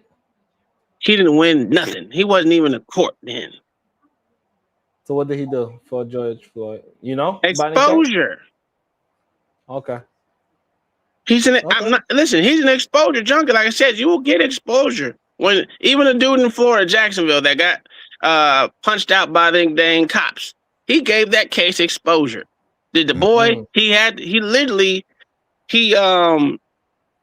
The boy didn't get off of his charges, but the civil side is where I think he's going to win. So is he a civil? He's not a criminal court. He's not a criminal. Yeah, he's a civil lawyer. So yeah. Yeah, he's not. So if anything's criminal, nothing's going to happen for you. So Okay. Okay, so you kind of agree with his civil style, but you don't agree with any. You don't think he could actually bring justice. Okay. No, not at all. Not at all. Got you. And was engaged in some kind of argument that was on tape that his cell phone and keys ended up with one of the people that were there on the island and got away. He was one black with 3 young white men who happened to end up with his phone, happened to end up with his keys. Then there's just too many questions that they should not be closing the investigation. Agreed. Maya, do anybody disagree with that? No. Again, you get no pushback. That needs to be said. It needs to be heard nationally, internationally. I have no issue with that. Again, it's going to sound like I'm talking out both sides of my neck, but at the same time, at some certain points, you get a particular lawyer, a strong enough lawyer who's been out there, quote unquote, this phrase, ambulance chasing, because a lot of people have that that thought process when it comes to a Ben Crump, unfortunately, warranted or unwarranted. He has that about him that says ambulance chaser. So you get him saying it so many times and you go into a quote unquote courtroom. To me, the outcome is not going to be good. And that's what makes me nervous. Do I have an answer? I guess my problem is this, Otis, because Shicey made a very good point. Like the ambulance chaser situation, that is from white lawyers, literally. So why are we acting as if people that are getting mainstream coverage and been doing this for years, like Al and Ben been doing this for decades now. Why are we trying to act as if that just because they doing it to get financial gain as well as do some injustice, that there is something wrong with making a profit off of justice? Because Al ain't done nothing for years. Al just puts himself out there. You know what? If you want to say something like that, tell him to get that Coke money back that he that he swindled in there. You know what I'm saying? The man was a half of a pimp, but we ain't gonna act like that. We gonna act like we ain't seen none of that. He's out there prostituting people. Come on. I'm blind to it.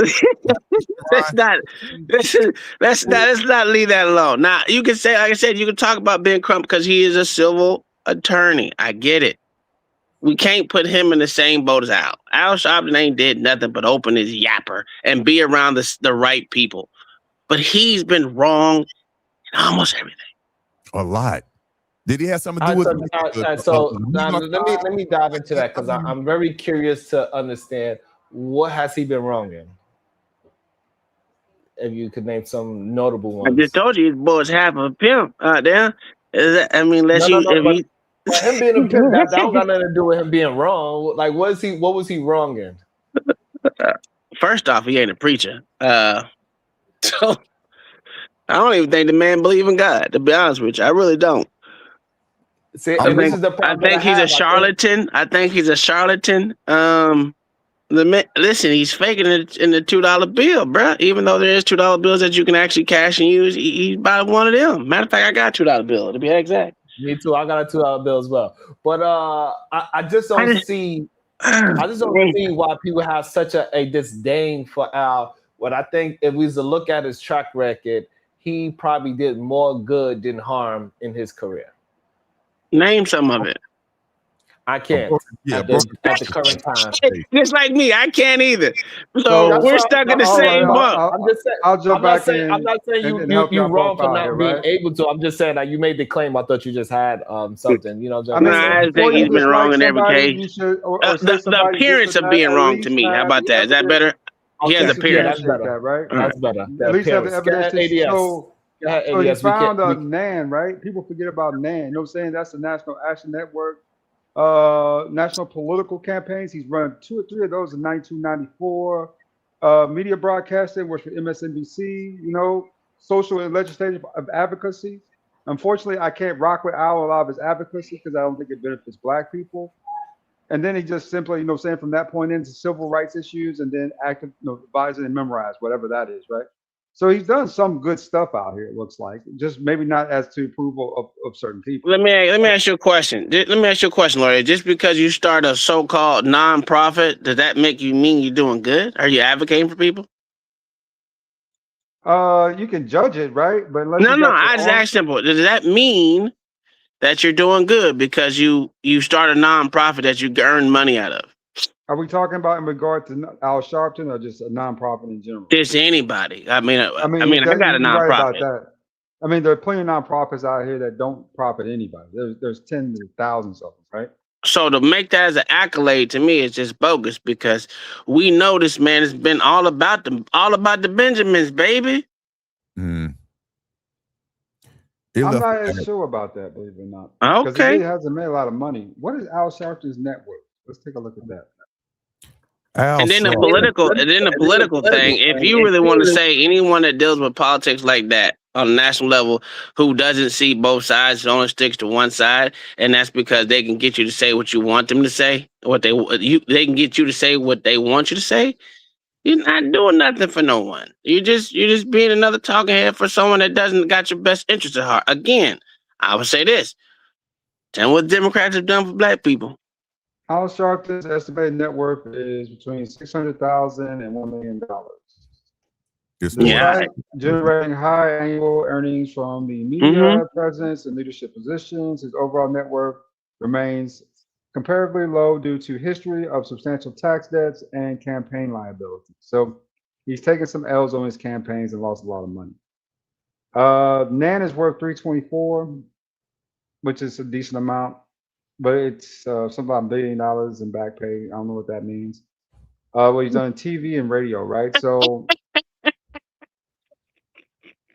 just saying, I don't know what that means. You know, so but you see, he's really not a rich man per se. He's just above average, right? He just using his nonprofit to earn money. Come on, man.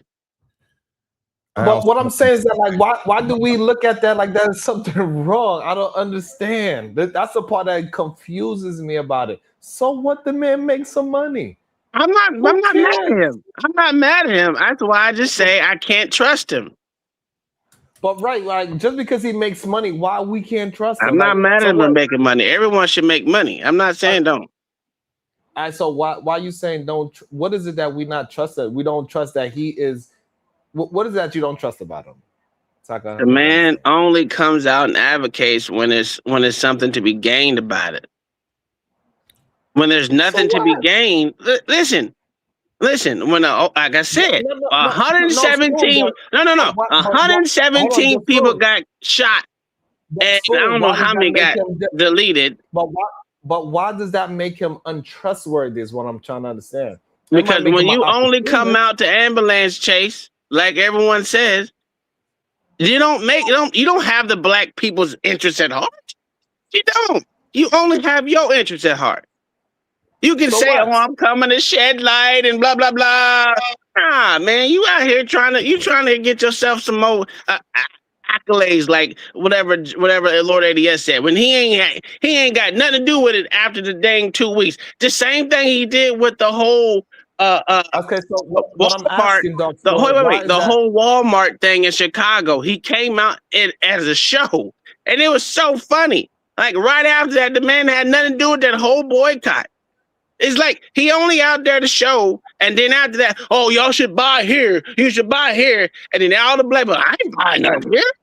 And to be honest with you, what I'm saying, so you don't trust that he is doing it for the right reasons? Is what you don't trust? Definitely not doing I feel that way. So I'm saying, I'm just trying to get an understand what you distrust. Because that's my whole point. Is not doing it for the right reason. If you're only out there trying to do it, make yourself look good. The man is more vain than me, and that's terrible. What I'm saying, I just bit my damn lip. Why is it important? Why is it important that he's doing it out of the most honesty whatsoever? As long as he gets the job done, should be the most important thing. Because he ain't honest. It's a lot of people that get things done that ain't honest, and we don't bat an eyelash at those Okay, folks. so you don't care about the reason why a person does it. You just want them to get it done. That's a good stance for you. Okay. Yeah, I want them to get the job done. That's right. I don't give a damn. I don't give a damn what Donald Trump feel like. Just get the job done. Make this country better. Doesn't matter what other shit he got going on. Yeah, that's a lie. Make this shit better. I mean, I hear you. That's a lie. No, seriously, I hear you. But the things that he's doing, for me personally, I don't see that he's making things in the right direction, right? I just don't like a lot of the things that he's doing. Maybe later on in the future, he could make me bite my words, but as of right now, I don't like a lot of things that he has put in place. So what I'm saying, I don't give a damn what your... It doesn't matter. I don't want to derail it. We can have another show. We could discuss that another time. I want to hear what you had to say. I wasn't going to derail it. But what I'm saying is that, like, just because Al Sharpton might not be the most blacktivist person in the world, that don't mean anything. Oh, that's a fact. That's a fact. You know, I'm not all with that blackity black work stuff, so I'm with you on that. Just because he's an opportunist, it don't mean anything. If you are somebody that can see it, and you can make more attention come to it and possibly get this young man's family some kind of proper justice, that's the only thing that should matter to us. We got to stop trying to make every black person be the most Jesus-like person in the world, while the other side, they don't give a damn about none of that. They would choose the most downright dirty judge, the most we know what they politicians doing. Mm-hmm. And that's why I said you need a mixture. And again, I don't have the answer, but he's good at bringing the attention to the issue. I give him that. I mean, I said that. Right, but after that, again, God, please give me the answer. He doesn't have the answer after that. Let me give you one quick example. When we had that Mike Brown, the Ferguson riots go on here in St. Louis, which was a horrible situation. I can remember like yesterday. He brought his ass down here, and it brought so much contention, so much confusion, so much mess here in the St. Louis area, because they were all fighting for the attention of the media, and they was trying to take over a local church here in St. Louis. It was a big mess, all because of the likes of your Al Sharpton.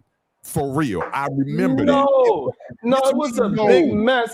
It was a big mess because the cops didn't do what they're supposed to do. I'm not talking about the actual event. I'm talking about when he actually showed up with all the cameras and they were trying to fight for this to get into the church, to hold the funeral and all. There was a lot of stuff going on behind the scenes that you guys don't know about. I was here. I was down there. It was a big political, big money issue because the likes of an Al Sharpton wanted to take over the press conference, the whole press run, all that to get into that church. I remember it's no different than what they did at with Jesse Jackson's funeral. They did the same thing at Jesse Jackson's funeral because Jesse Jackson did what Junior said. He didn't want none of that political talk there. Get what they did. They did what they wanted to do. Right. And it took away a little bit from what was actually going on. They were supposed to be down here for Mike Brown.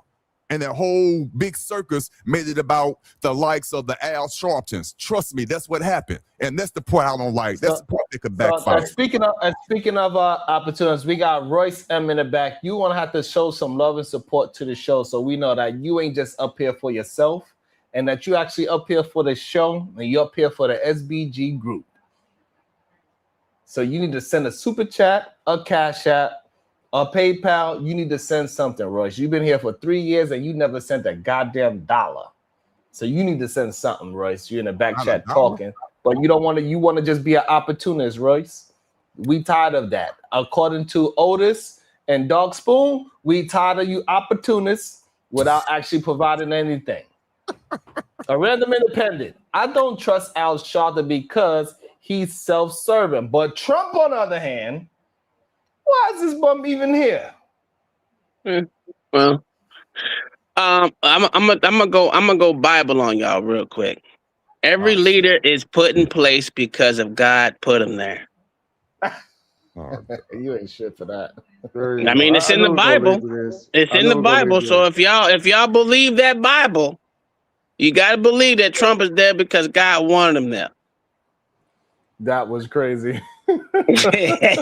Can you elaborate on why there's so much distrust here between Nolan Wells' parents, state, and local law enforcement right now? Rev, I think you said it perfectly. There are too many questions to be closing this off, to be ruling anything out right now. And for officials to say that they expect no foul play before the investigation, before witnesses, before all the physical evidence has really been taken into account is what's causing so many people, including Nolan's family, to be confused here. They are asking for full transparency. This is the reason why they're requesting the independent autopsy. So they'll be able to compare what the state tells them and what this independent autopsy tells them.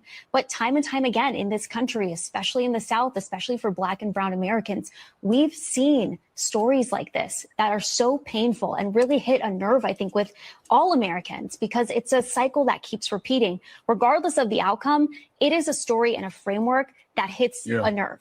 Now, Nolan's mother, Christine, said this wasn't how she wanted her son to be introduced to the world. Take a listen to what she and Nolan's father, Elmer, had to say about his character. Mm-hmm. Nolan is. I go front. I do not like the fact that he's rubbing on her damn shoulder. Right, get your hand off my wife's shoulder. Is that her husband behind her? Yes. Man, if you don't move your damn arm, your hand, for real. But anyway, I digress. Yeah, that's just a us thing. Oh, this I don't know. Maybe just me and you. The kindest soul. He never met a stranger. He loved everybody. He didn't care if you were black, white, purple, green, looked like a... So this couple is not married? That's another problem. Why her name different? Oh, they not married? Oh, okay. I don't know. I mean, their last names are different.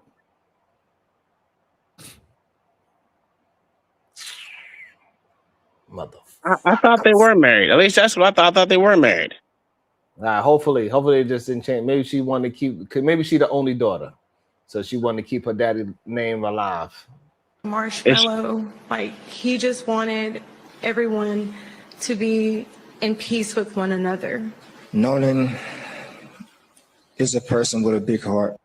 Oh, they are married. So why his last name Wells? Yeah, that's strange. I don't understand. Anyway, that's crazy though. Sharon, didn't you say you'll take your wife's last name? No, he didn't say that. Who the hell you think you is? Wait. You ain't never said that before? No, he ain't never said that. Oh, no, he had a whole show on him saying that he would take his wife's last name. It's just a last name. Don't play with me. I remember. No, we don't play that. You don't remember shit. No, nothing. You got a head injury. You don't remember a damn thing. Oh, so I'm lying. I don't know if you're lying, but it look like you're flying. I'll tell you that. Get the fuck. And that's another $2. I didn't say the whole word. I said "Fuh." All right, hold on. And make sure y'all hitting that like, the share, and the goddamn super chat button. I'm tired of y'all trying to act like y'all ain't supposed to be supporting the black brother. It's insane. It's insanity. It's ridiculous, actually. I was a message for us for 99 cents. It's simple. Hit the super chat, hit the cash app. 99 cents at a time. We be all good. It's over 170 in the place to be. Let's get it together. 99 cents at a time. He's loved by not just his family, but the community. He's a born people person. Why is there such a national response to this young man's death? Why is it resonating with Black Americans particularly right now? That's a great question. Why do we believe this is resonating with Black America right now? Black people love a love-hate story. What? Yeah. We ain't even gotta have a reason. We do have a reason. This is a young man From But what I we said could we don't have understand, to have a reason why. We just but if what I'm it if saying is it that if this it young piques man, interest about something being close or minutely freaking close to being a race issue, black people jump on it. The same dude that got hung, I think it was hung in Mississippi. Yeah, but my mom don't never let me leave it because I tell her I love Mississippi. You know, even though what that boy name was from what is his name? The football player, Kaepernick. Kaepernick did all that, paid for it to have an independent autopsy, and he didn't even release it because it didn't fit the narrative. And that's the crazy. autopsy said the same thing as their autopsy. But we love to say that white people hung them, even though, you know, we have a thing that people do like to end themselves. It doesn't matter if you white, even though it's not a black thing per se, because it don't get a lot of attention that black people absolutely do delete themselves. We act like it like just because it has something to do with hanging from there that it don't be done. People like to delete themselves, and his whole thing where they say there was bruises and all that, though his whole thing was the same thing as theirs. Why he didn't release it? That's the only way I can say it, because he said he was going to release it, that he never did. That was a story that I did a while back, and I was waiting for it because I hate this part, right? Because anything that's dealing with a white and black issue, we wanna over glamorize. Even now, I will say about the little Asian dude and the black dude shot the kid in the back. That boy should be underneath the jail. I agree. Should be underneath the jail. But I don't know how you blame white people for that when there were black people on the dang jury. Well, that's because we understand in today's society, we got a lot of black folks that dislike black men. And they show it time and time again. We hear them we hear it. Like, you know, for the simple fact, bro, it should we can't blame white people for that. What I'm saying, you gotta blame them. You gotta blame the person who did it. The person who did it was an Asian. There should be some Asian hate out there. It is. We black folks is boycotting Asian businesses all over America. So what I'm saying is this. What I'm saying is this. You know what I'm saying? Your daddy rental car business is done. That's all I'm saying. But what I'm saying is this. That's a fact. This young man, like, he represents a lot of good things in black men, and I don't understand why people have an issue with other black folks just want a real truth to come out, because this thing looks fishy as hell. I'm with you on that. It's just fishy. It's fishy. So and that's the main reason that, like, and number two, that we gotta stop acting as if being the only one there is something safe for us. That's another issue with this case too. Like, we cannot be the only one there. That's why people keep on asking me, Sharon, you going to Russia? Hell effing no. There's black people in Russia, sir. There's a lot of blacks in Russia, sir. No, it's Africans there. And so the Africans are not black? We don't do the whole diaspora thing no more?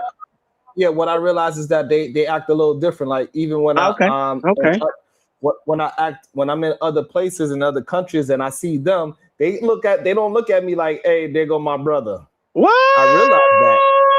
I was hey, look, I ain't gonna lie, Dawson. Yeah, look, I ain't gonna lie. I was surprised. So I was like, God damn, you put your nose up at me? You know what I'm saying? But when I see other people that look like me and you, that we could kind of tell, like, oh, we kind of give each other the head nod at least. Like, oh, okay. You know that's for sure. Listen, I ain't gonna lie. I'll rock with all humans that are American. I don't rock with no one else. I don't care, especially outside the country. But I'm with you on that. I've always, because I grew up on pretty much a military base, Lawton, Oklahoma. Right. So I had white friends, black friends, Mexican, Indian, all these different races, right? So, but I had this rule. My mom and dad never had to tell me. I had this rule. I'm not going to be the only black in any particular race, whether it's white folks, black folks, Indian folks, Mexican. Because listen, everyone ain't got your best interest at heart. I just can't be around a whole bunch of one nationality. Because I think there's ego and vainness comes out on everybody when they have it, and then they act in wolf packs when it happens. And I'm not gonna do it. I tried to tell my son that because he a mixed breed like me, and he had to find out the hard way. I said, listen, I told you about this. You be around a whole bunch of them. They gonna make sure that you know that you a Niger. And he found out the hard way. You may be mixed, but in some people's eyes, you just a Niger. Right. And I think that's what this case is really bringing up, because that case that happened in 2019 with Tamala, the young lady, that she was at the pajama party with a whole bunch of the opposite race slumber party, and she was the only black one there. Yeah, her ass didn't wake up the next day, and she was grown. She was grown. She grown. She was like damn near 35, 37, something like that. Still doing slumber party. That's crazy. Like we have too many examples of, hey, we cannot be the only one. Stop thinking that it's okay to be the only one. If I may, let me give my little pushback. I agree with you guys to a certain extent. I really do. Call me naive. Call me being a contrarian. Let's have a conversation. I am a veteran. I've been come on now, spoon on them. I've been around all different types. Yeah, where I'm the only one. Well, sometimes that even empowers me. I'm the only one. I've been the only one on softball teams. I've been the only one in certain situations where I'm the only one. And thank God nothing has happened to me.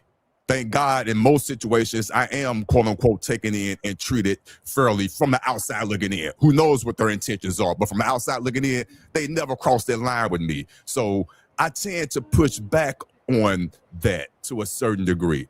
I really do. When I go to restaurants, a few of them, sometimes me and the wife, we're the only one in there. And the wife touches me and make me realize that. And I look around like, I'm not worried about that. But then she make a little joke. Be careful. You sure you want to eat the food? We don't know when in here. She crack a little joke. But at the same time, I'm like, come on, you going overboard with that. So I hear you. I understand you because I golf. Don't listen. I'll be like be like 2 or 3 other black dudes on the whole golf course telling it. And I go. Now, the only thing I got going for me, my best friend who's white, he act more blacker than me. So we just call him a Nazi Nidra. So, it is what it is. I only go golfing with people I trust. I ain't gonna go with these people. And I grew up with him since I was like 9. So he damn near my brother. So I ain't gonna go with people I don't know. And also, like, just because you made it out safely doesn't mean that it shouldn't be a caution. The problem is that the young lady Tamala and the young man Nolan, it seemed like they didn't have no caution. They didn't really recognize and be self-aware of the environment. Like, your wife is very self-aware. She's like, hey, baby, we the only one. So, your ears and eyes, your 4 eyes need to be perked up a little bit. And you like, oh shit, I ain't even noticed. No, your ass need to be self-aware to understand what's going on. So if you do eat something and you cough up, hey, babe, don't eat, be self-aware of the situation. Don't be trust me. Don't be caught out there. So that's the main purpose. I got you. So you guys trying to, I'm not going to ask this question. Well, I'm going to ask it. I don't know the answer. I really don't, because it all depends on how I wake up and I need to be aware of the situation.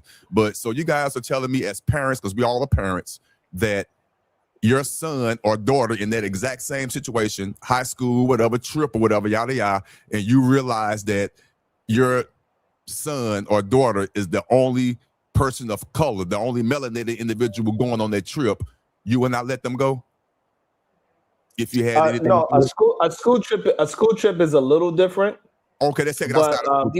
Use their situation. He wasn't at a school trip, so like the school trip. A school have a little bit different responsibility. He just was outside with his friends on vacation. Okay, let's use You that know, one. and that's I mean to bring the school in. So you wouldn't especially if I wouldn't advise of it. I'm gonna be honest with you. I wouldn't advise of it, especially definitely wouldn't advise of it. Let's be honest with you. Like I told you, I gave a story about my son. He went out there, and when there's alcohol or any type of drug, illicit drug that's going to be used, and you're the only one out there, that's when people run in packs. And again, they will let you know that you still a Negro. I'm just putting it out there. You may make it home once. I'm telling you, the second time, and the messed up thing about it was the pistol I gave to my son to make sure he always had on him. With there being alcohol and everything else involved in it, they got that up out of him because he didn't have his whole brain about him. So to this day, we don't know where that pistol is. But he barely made it. He barely made it home. He's running through the woods. Oh, I know about that. So this is here in Florida, and he a mixed breed.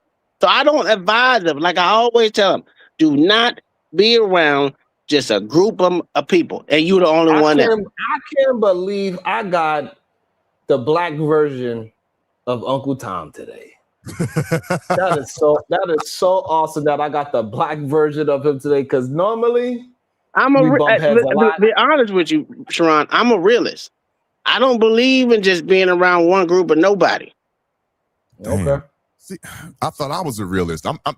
Especially coming from Uncle Tom. I know Sharon was making a joke, but it is strange hearing that from you because seriously, call me naive or whatever. I know I'm not, but damn, call it. And I know I'm not crazy. I know there's some racists out there. I get it. I am a racist. I got you. But with that being said, you have to allow your kids and us to go outside and intermingle with who out there. To me, that's like a form of racism in itself. Don't hang out if you're the only one there. Don't do it because something's going to happen. To me, that's that fear-mongering type of things, for lack of a better phrase. Wait. But I mean, wow, that's just crazy to me. I would never assume in most situations, and unfortunately, this situation came true and it's sad, but I would never assume that I'm sending my daughter out to a function with three Caucasians, and I know you the only one of melanated color, and I know I'm feeling nervous that you're not going to come back. First off, it was probably 40 white people out there, and he was only black. Let's put it out there, be honest. The second part was, I guarantee you there was alcohol being done, because at that age, I was drinking since 15. 14 by I turned 15. So I understand when you leave kids to their own devices, what happens. There's a lot of alcohol being dusted out there. Believe me, there was. And that's how there was foul play. I guarantee there was alcohol in the system. They ain't going to tell you. I'm telling you, there's probably something in there. But I'm like this. I'm telling you, I'm going to be honest with you.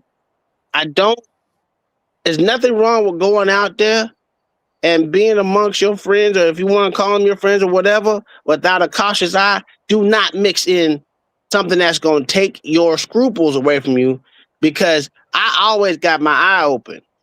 And when I'm hindered by drinking or hindered by some other dang illicit drug, that's when you get got. And I try to make sure I have my brain about me when I'm in places that I don't know if it's a friendly or foe in there. And you can't trust everybody. I only got one white dude that I trust wholeheartedly, and that's my homeboy that I was raised with. Everyone else is suspect. My wife kinfolk, suspect. Make sure y'all hit that damn like button, whichever stream that you're on, please, and make sure we get to 100 likes on both sides. And like I said, I love both. I love them, all of them. But geez, I love them from a distance. I get you, but you still have that wherewithal too, and I get that. Again, I'm not saying be that damn naive that you're not aware of what this world is actually capable of. Come on now, but damn, that's all I tell my kids. If you gonna be out there with them kids like that, I was out there with them like that, right? But I'm not gonna be the only one, and I dang sure ain't gonna put nothing that's gonna take my wherewithal outside of my body. Away. Right, especially when I'm outnumbered. I think the big catch in that is Go ahead, parental ABS. supervision and guardianship, right? What are the two things that you're noticing in a lot of these cases, right? Carmelo Anthony, this brother here, no parents out there, no guardians. Things tend to go awry with kids, right? Testosterone's pumping, there's girls around. Like Tom said, there's alcohol in the building. You know, shit can go wrong. So, you know, going forward, I mean, if you do have a child who happens to have a lot of people or have a lot of friends who aren't, you know what I'm saying, of his particular culture, you know what I'm saying, you need to make sure, you know what I'm saying, that it's heavily supervised. Okay. I like that. And Let Royce me ask you a M. question, Otis. Because you got kids, right? Yes, I have a daughter. Okay. So I'm a helicopter parent, to be honest with you. I've said this before. I'm a helicopter parent. My kid ain't went nowhere that I wasn't there. Football games, basketball games, wrestling, track and field. I've done them all. I don't let my kids go nowhere without me because you know why? Because I'm usually a coach, no matter what it is. I don't give a damn. I don't give a damn if it's wrestling, football, basketball. Listen, I'm out there with my kid because if anything happens to him, I can't get that back because I allow someone else to be the guardian of my child. I don't even let him go to my mom and dad house without me though. Okay, so what's your you making statements like a mug? So what's the question? No, I'm just saying. Was you a helicopter parent like that, or do you just let them out there free willy nilly? My daughter, full transparency, was raised in her mother's home. So of course she I wasn't the custodial parent. I was at a lot. I'm not gonna sit here and say a majority of them, but I was at a lot of her functions, the soccer games, all that. I was the dad that would roll up on a motorcycle when all the kids go crazy. I was that type of father. So I showed up and I was there. I was loud. So she knew I was there. But so yeah, I was there. All right, that's fair enough. Let me also welcome into the show the GOAT. Good to hear and see from you, Taz the GOAT. How you doing? What is your thoughts? Do you believe Al and Ben Crump are race hustlers? That's the topic today, GOAT. Or do you want to comment on something else? And you got to unmute yourself, sir. See if the GOAT is there. No, I ain't got nothing extra. I deal with the topic, man. What's good, Uncle Tom? That's Uncle Tom up there? Yeah. What's good with y'all, man? Of course, Sharon. Shout out to you. What's going on? Appreciate you, GOAT. Shit, bro. I don't know, Sharon, man. So let me say it like this, right? Ben, I think, has to be there. He's a civil rights lawyer. They need a lawyer. Somebody should be speaking for him. I feel like Al, because this is what I said yesterday. Al is one of those who he can benefit your case if don't nobody know about it. He can bring your case to the forefront and bring attention to it. But once the case got attention, that nigga's a detriment, bro. He just, and I'm saying you've got to know that you're that level of detriment where you're willing to stand down and let a newer face. It's got to be somebody behind you, up and coming, that's going to take the reins. That person, to me, should be out in front of the major cases. This is major. It's viral. Everybody know it. I just think Al got a name that can bring negativity to it. Therefore, you let somebody else do it. We need you on the ones that don't move as fast. This one moving fast. Get out from in front of this one. So my next question to you is this: do you think this is going to actually turn into an actual case? Because as of right now, it's still it's not considered anything criminal. Nobody to be arrested. Nobody got arrested. They're not even looking at these kids as suspects. They calling it a accidental drowning. So it's not actually a case yet. Do you think it's going to turn into one? You know, initially I thought no, but the more things that are coming out, like with the phone and stuff like that, I don't know, because even all the way down to, let's say, because I was thinking about this last night, you know, you got the case of Daniel Irving down in Texas, right? And so they just started into that case, and you just had somebody get charged for lying about that case. And so it's not like he's not, let's say, he's not being charged for actually taking Daniel out, but you lied about what happened. And so there's a possibility there too that you know, it could have been an accident. It could have been something that happened to Nolan, and then they lied about that. So when you say charges, I don't want it to just be as simple as, yeah, a big M case or something like that. No, it could be as simple as, well, why did you lie? Why didn't you just say he accidentally fell off the boat? Or, you know what I'm saying? They hid some evidence. Something was done. Somebody's going to be charged with something at some point, I believe, but I don't know what. Yeah. I like that. I like Hey, that. I have a question for you. Do y'all this is do y'all know what happened when people try to prank you or something? Do you think it could have been they went to that island and took off and let him be there by himself, trying to prank him, and the boy tried to swim and end up, doing that? I think it's something along those lines, or it was an accident and they panicked and they took off, and now it's going to become I'm about to get burned. Now it's going to turn into a racial thing. But prior to that, I don't think it was a racial thing. I think it's something that just went horribly wrong. And they was kids and they tried to cover it up, which is going to be the bad thing to do.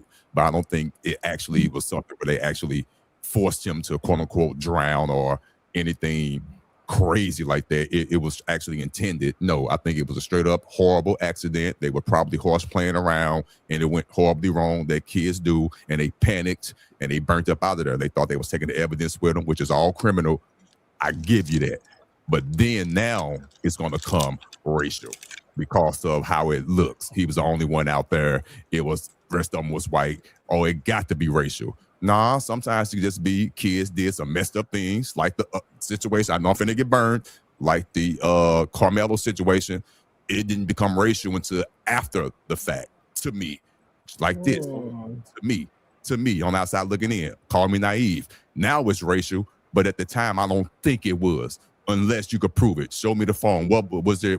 Show me prove the conversations. Other than that, kids, it went bad. Now they're trying to cover up what happened. They just happened. Yeah, I don't know too many examples of accidental pranks that people die and not reported. Most of the time when we see somebody trying to prank something or they're attempting to do something silly, it gets reported immediately. The fact that it took so long for them to call authorities. You don't think that could have been a fear of them being afraid because someone had died? No.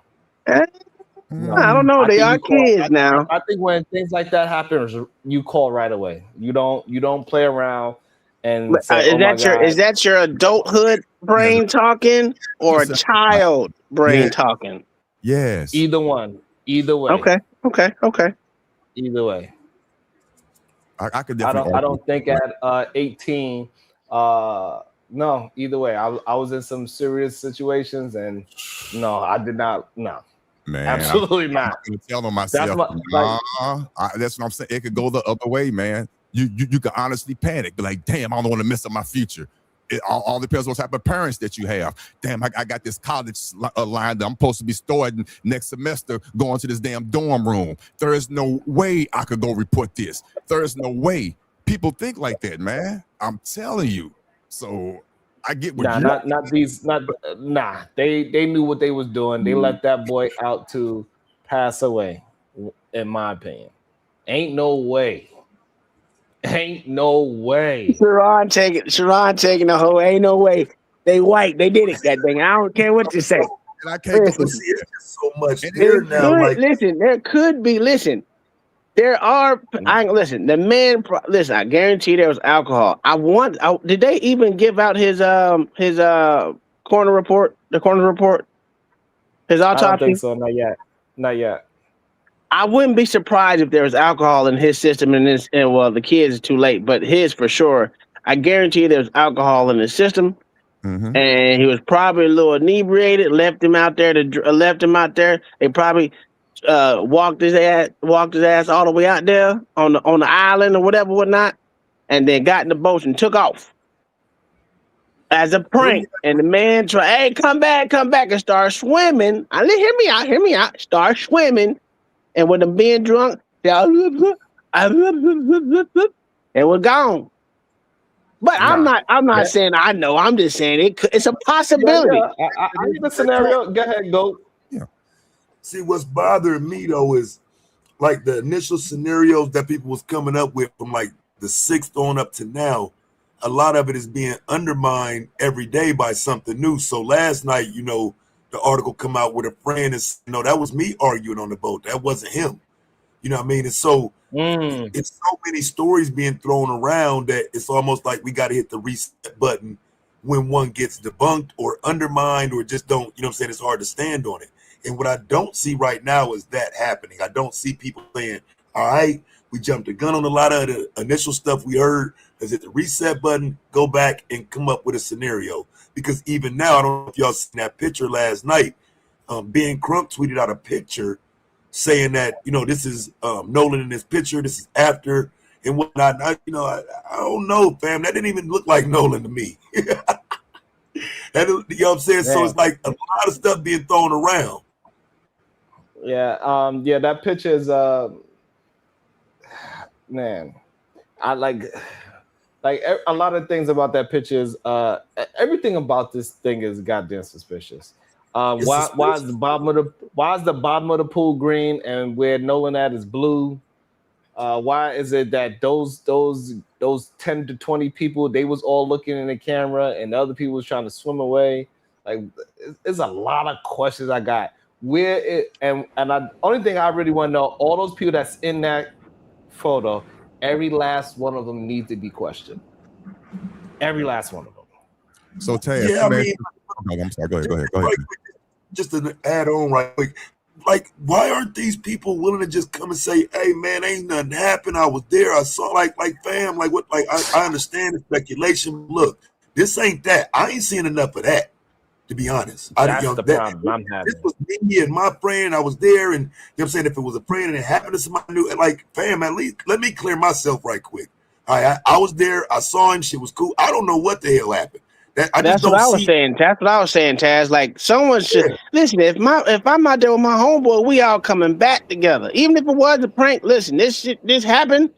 We didn't mean it to happen or whatever. And woo. But it ain't no one out there come out and said anything like that. That's what giving me pause on the whole thing. That's why I said it's just suspicious with all of it. And that picture, right? Like I don't understand, like, why nobody in that picture saying, hey, it was at this time, around this time that picture was taken. Like, what is the issue with that? Like, that should be the most simplest thing before we get any stories about what if it was an argument or anything like that. What time was this picture taken? And get a consensus. It's over 20 people at least in that pool. Let's at least get a consensus on the time frame. One person says 8 o'clock, another one says 9, somebody says 10, and somebody says, all right, we can kind of say it's around probably 9 p.m. Like, why we cannot even at least get a time understanding? That's the issue that I got with it. That's insane. Yeah, I think why the things deleted? That's insane. Yeah. Unfortunately, I think their parents. Not only that, think about this too. Not only that. Mm-hmm. How did they get in that young man's phone if he left the phone? How did they get into it, or how did they get it? How did they get into that young man's phone if he left it? I'm pretty sure they didn't know that boy's password, unless they beat it out of him. Or what's the other way you could get into somebody's phone? Because I was asking that when the mom was talking about it, like, you know what I'm saying, it's the way they were talking about it almost sounded like the phone was open. You know what I'm saying, like it wasn't even locked or no shit. And so, you know, just some of the things I'm hearing, I just wish they were a little more qualified, because they're not actually saying the phone wasn't locked, but I wish they'd say that, because that would clearly say why somebody was able to get in his phone. Because like you're saying, like the average person, you don't think you're just gonna pick up their phone and just be able to use it and delete messages and shit. So I think they must have deleted that young man, or he was drunk. He was drunk on a boat. They able to open up his phone, delete whatever message. Somehow they got to use that boy's face to open his phone. See, look at just see you're going to the extremes, man. I'm not going to a string. How, like, if his phone was used to delete messages, if that part is true, right? If it comes out that part is true, that they used his phone and they deleted messages, bruh, the only way they did that is with his face, and then they dumped the body over. Oh man. You gotta think about it. You can't even open your iPhone without your eyes being open. If your eyes is closed, your iPhone won't open. That turned them motherfuckers into super criminals, bro. Like, boy, that's what I'm saying. Like, his eyes and shit, using his finger to open up the phone and shit, bro. That changed the whole dynamic, bro. These motherfuckers now they really need to get locked up now, bro. Yeah, good. And it's very important, like what you said, Taz. They need to say, hey, his phone never had no password and anybody could get into it, which would be kind of crazy for an 18-year-old. Yeah. I don't understand. I just don't understand how they got to that young man's phone. I don't understand that. Do we even know if it was the Apple or Android? Do we even know that? Because I don't know. Either way. Does that matter? I mean, they all got lock screens on them.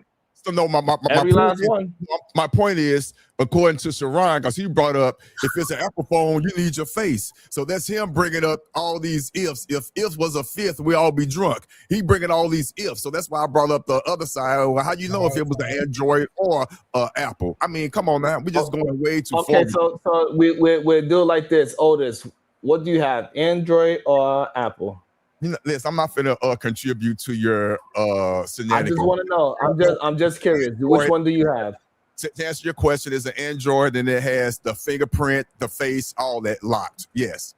To answer your question. So it doesn't matter. I get your point. That's why I said I wasn't gonna help your argument. But there are some people that don't have a lock on their phone. I don't have a lock on mine. Thank you. So now what? So now what's your rebuttal? Because just because I fit your criteria. My rebuttal is that he's not 18. Again, I'm pretty sure there are a lot of teenagers who do not have a lock on their phone. I don't know the numbers. I don't know any. Me personally, I don't know any. Out there. We could assume that he had a lock on his phone. He got Snapchat and all that. We could assume that. I can assume that, and I'm being real. And I'm not just being a contrarian. You have to assume that majority of people have locks. There you go with the numbers, not majority. I don't know the numbers. You can, and I'm not going to sidetrack the show. Okay, look, this is what we're doing. A Dark Spoon. How many people in your house have a lock screen situation on their phone? Just my son. And my youngest. Okay. Well, my other kids are grown, so I know they both have lock screen on theirs. But my son has a lock screen on his. But me and my wife, we don't have. My wife don't have one on hers.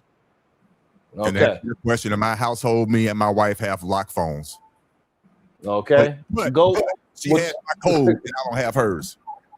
All right. So, hey, go. What do you think? You think majority of people have lock screens? You didn't ask. That wasn't the question. Yeah.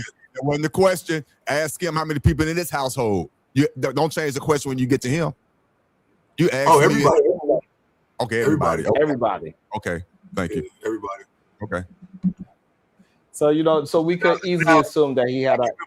Because just to be clear, like I know my wife's, she know mine, but we don't know kids, and then, you know what I'm saying. So everybody here got their phone locked. You know what I'm saying? The little pattern or the number or whatever. I personally think it's abnormal to not have your phone. I don't know nobody who don't have a phone locked. Damn. Me too. I don't know nobody. You know Spoon. Right now we do. Yeah. Now we do. Yeah, we don't. Well, I mean, listen. I don't care if you come up here and you see a dick pic. It's on you. Goddamn it! It shouldn't have been in my phone, motherfucker. I don't care. Oh my! In your phone. Right, but I mean that's not the reason why people got locked screens. But yeah, when we begin it, yeah. I don't know why dick was the first thing that came in your mind, but hey, it is what it is. That's usually what motherfuckers they don't want people to see their pictures and shit. That's usually the reason why or text messages. Those are the only two reasons. And motherfuckers got dick pics and pussy pics in they phone. So that's the only reason people lock them. Let's be honest. So, That's to me the main issue I have, Taz, and I think that's the issue that's going to get them locked up. Is that if it's proven that they deleted messages after he went missing, I think that's a wrap. If they find that out, if his messages got deleted after 11 p.m., it's a wrap for them. Lock their ass up. Throw away the key. That's just weird. This whole situation is just stupidly weird, bro. It's like, listen, I would have each one of them in jail. Let them sweat it out. Sweat it out so we can get some truth behind the matter, because there ain't no truth being said right now. Well, with one of the mothers being a judge, we know that's not going to be an easy task. That's the whole issue with Mississippi and why they trying to, attempt to move it out of Mississippi and get the independent. Hey, it's not going to be an easy task at all. But one thing I do know for sure, if that phone comes up that they deleted messages after, bruh, it's a wrap. Like you ain't no way around that. Do you think there's a way around that, GOAT? I'm thinking like I just not really, because the phone thing is really everything to me. Like however that turns out is where the case going. You know what I'm saying? So yeah, I whenever they figure out the situation with the phone, because again, the mom is saying like the phone was on land. I know it for a fact. You know what I mean? So yeah, I would have to agree that that's where the case is going. Where the phone goes. And so, yeah, if that phone comes back as having been on land, I think the father was saying it was a little shady even on the pickup. Yeah. Yeah, that's when that. And also what I heard on the pickup is that it wasn't that they brought her the phone. She went to look for the phone and she found like, oh, it's at such and such. It's at this place. And she went to the place to find the phone. Not that they offered up the phone. So that's a problem in itself. Right. They had to go track the phone down. That's a problem. And that shows how stupid they probably are. And that's why I said what you said, that they're super criminals. They flashing his face in front of a dead person. Open your things. Super predators. Yes. Super predator. Yes. If that's the case, that means that they deleted that young man and they used.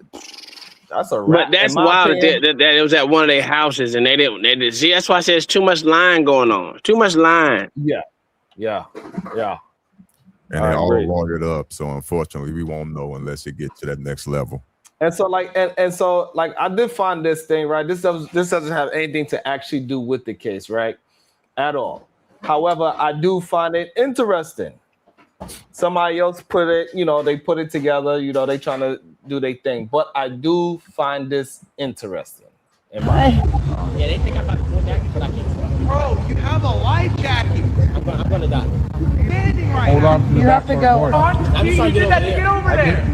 We taught him how to swim. Oh, so yeah, they think I'm about to go back, but I can't.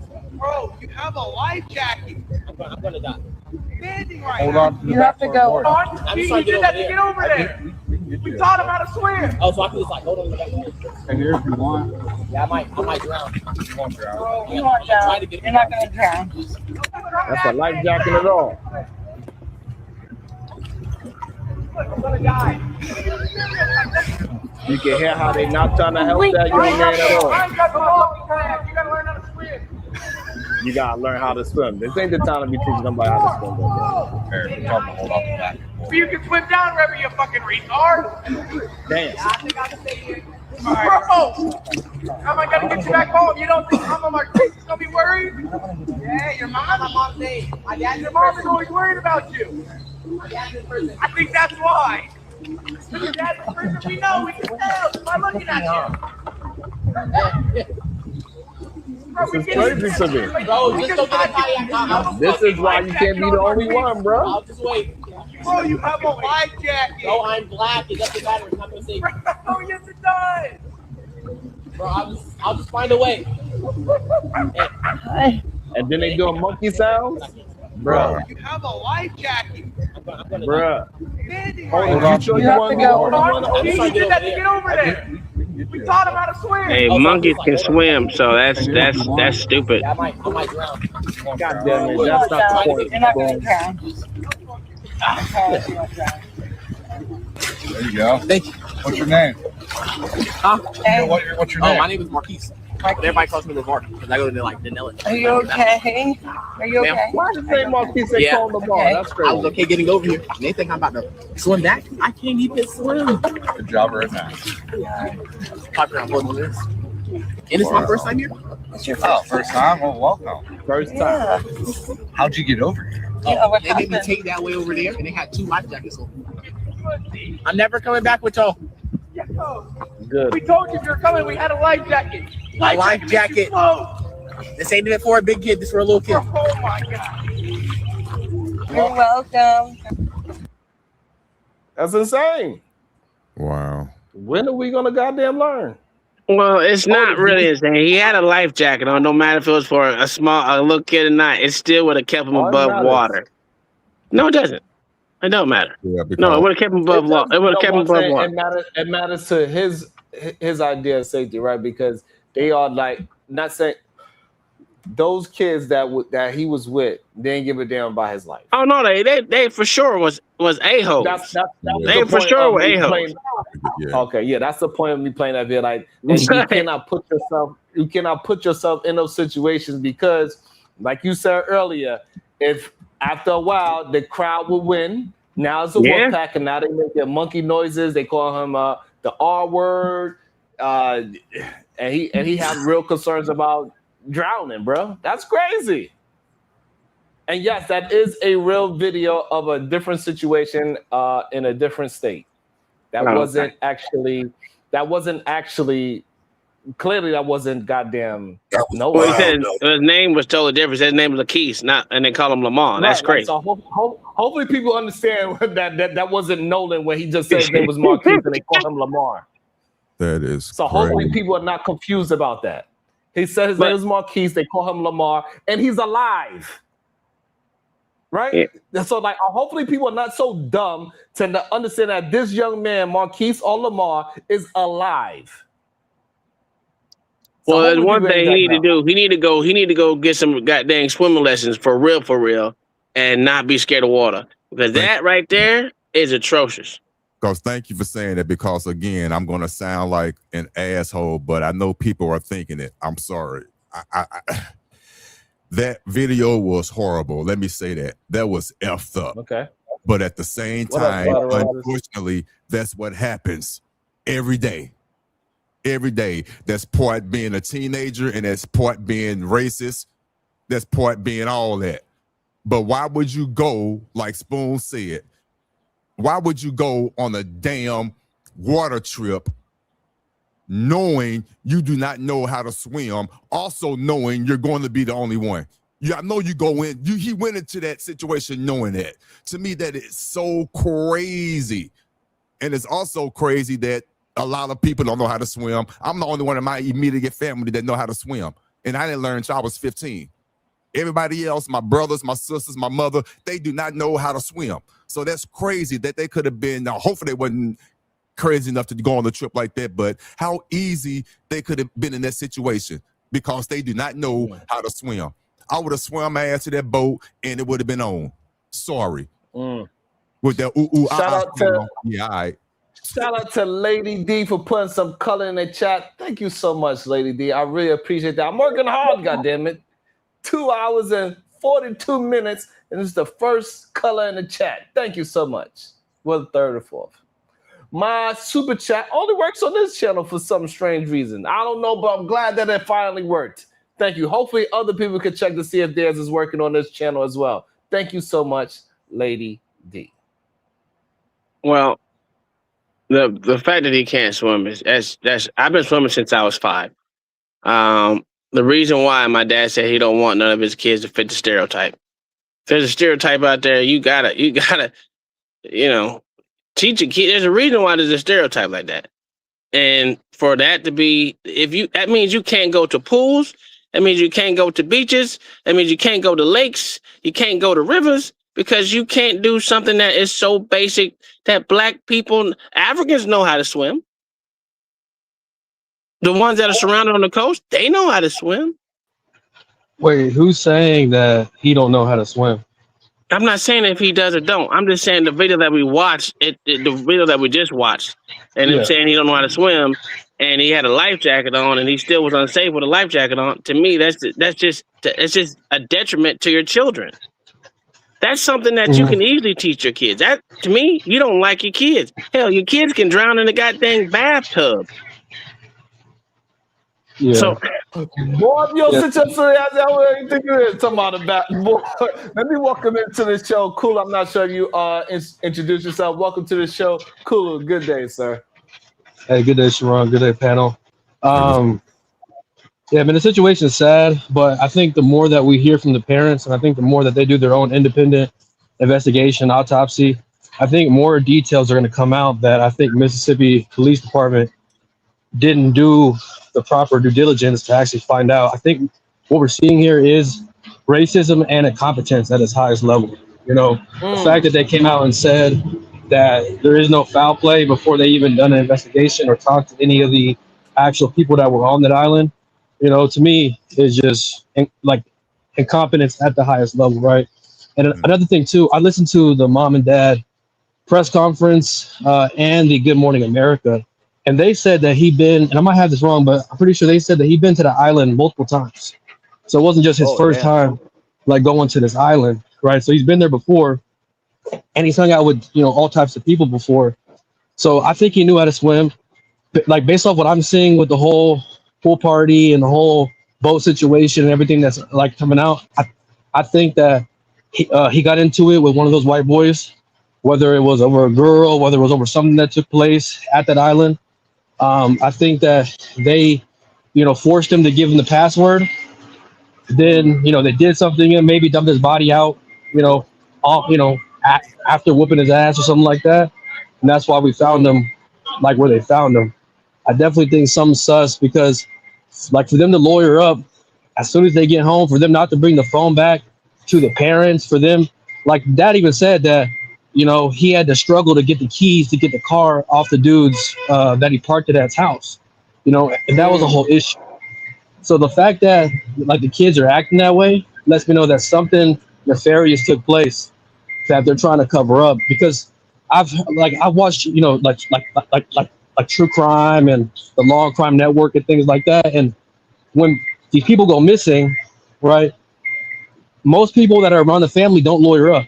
You know, even the suspects that are trying to act like they didn't do anything or had anything to do, they done never lawyered up until they became actual suspects. So the fact that they lawyered up as soon as they got back, and the fact that didn't, you know, they didn't go and give the phone, because if you like I'm gonna think about it, right? If it's really an accident and these kids are sorry, like you would think that they would go to the parents' house, you know, cry, you know, give back all the belongings, say they're sorry, you know, like most normal people would, you know, if that situation happened. Like they would say they're sorry, they would cry, you know, beg for forgiveness, things like that, you know.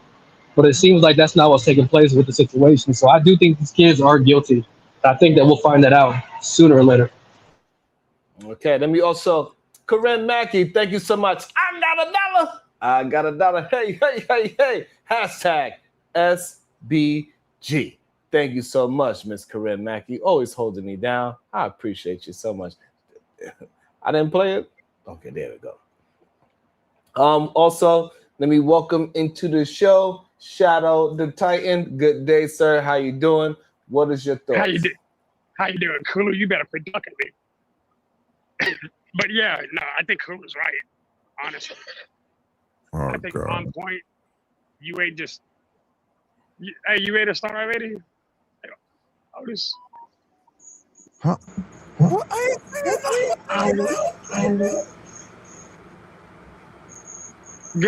Good day, everybody. How y'all doing? Good day. No, I think Kulu's on point. I thought about it. We had this What's conversation good, last Kulu? week. My bad, Kulu. We had the conversation last week. where I was like, yeah, I understand lawyering up if you just want to protect yourself. But after the information came out that they were struggling to do things that most remorseful people would have done, yeah, something happened. We don't know what. Hopefully the autopsy exposes what actually happened to him. Because this doesn't sound like an accident. Yeah, I think it's what makes crazy. it? What makes it? Let me ask you a question. What makes it not sound like an accident? Accidental drowning. That's what I wanted to say. Yeah. So there's a few things.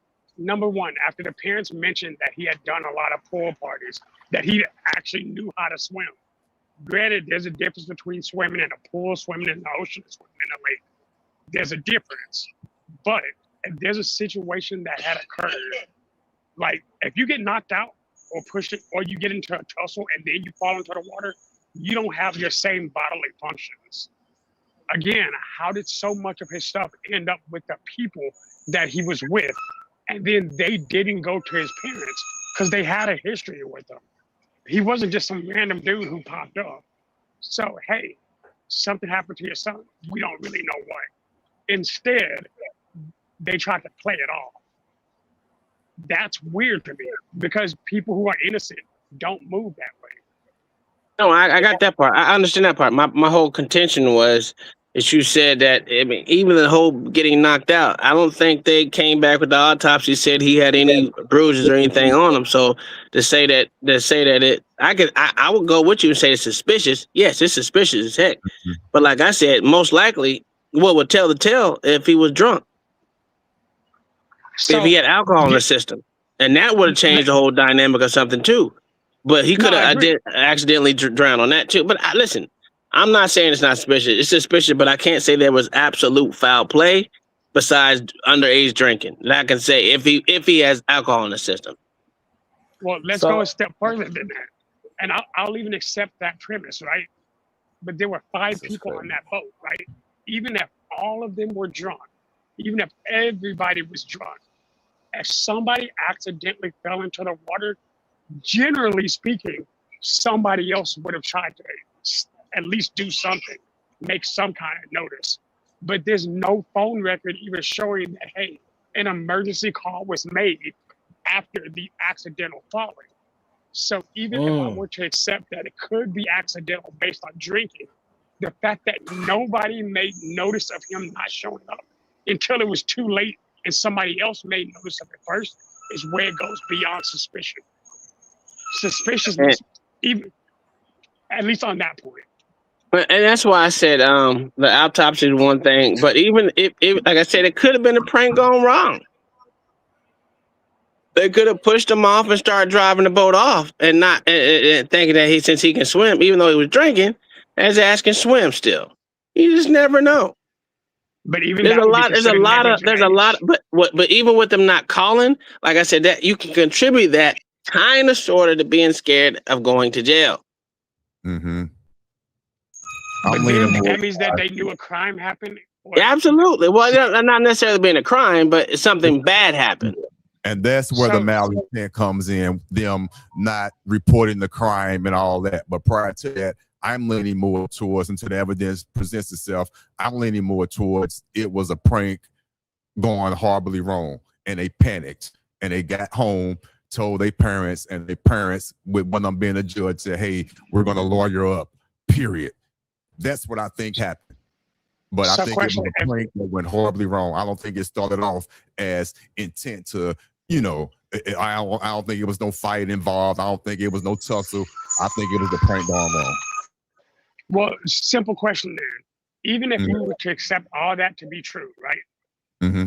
So if in the case that it was a prank that gone wrong, if a prank leads to the loss of life, is it still a crime? Yes, it is. Most definitely. With that being said, them lawyering up was them preparing for a crime. But the fact that they didn't show remorse during the process of lawyering up is where the problem shows in. That's where maliciousness becomes. Speculation. That's fair. Now, I hear you, but that's speculation. You're making assumptions. But it could be true, no, that's fair. And so let's remove the assumption. You agreed with me that even if it was a prank and the loss of life happened, it was a crime, right? Yes. Yes. So for them to get lawyers, are they getting lawyers for civil or criminal purposes? To answer the question, I have probably both. There you go. Okay. So then the final question would be, if all of this was just still to be accidental, why didn't they go to the parents first? Considering the fact that they knew who the parents were. Once again, there goes that back to that fear of losing your life to these court systems. Mm-hmm. Fair. And public opinion. But well, they not said even it was an public opinion, accident, but right? especially for the courts. No, that's fair. But you said it was an accident, right? If it is an accident, why would you not? Because again, someone lost their life. So Right. either one, they didn't know he was dead. So we can make two assumptions fairly. Either they didn't know he was dead or they didn't care. And if Well, there's one a lot of those two- movies that's been made about this same thing where someone accidentally dies and everyone else don't want to say nothing to no one because they're afraid of losing their whatever's going on in their life, whether it's going to school, whether it's going to jail, whatever it is. They're going whether they have emotion about it or not. They may be sympathetic to everything or emotional about everything, but they're not going to come out and tell someone that, hey, this is what happened. White people still have that no stitching shit too.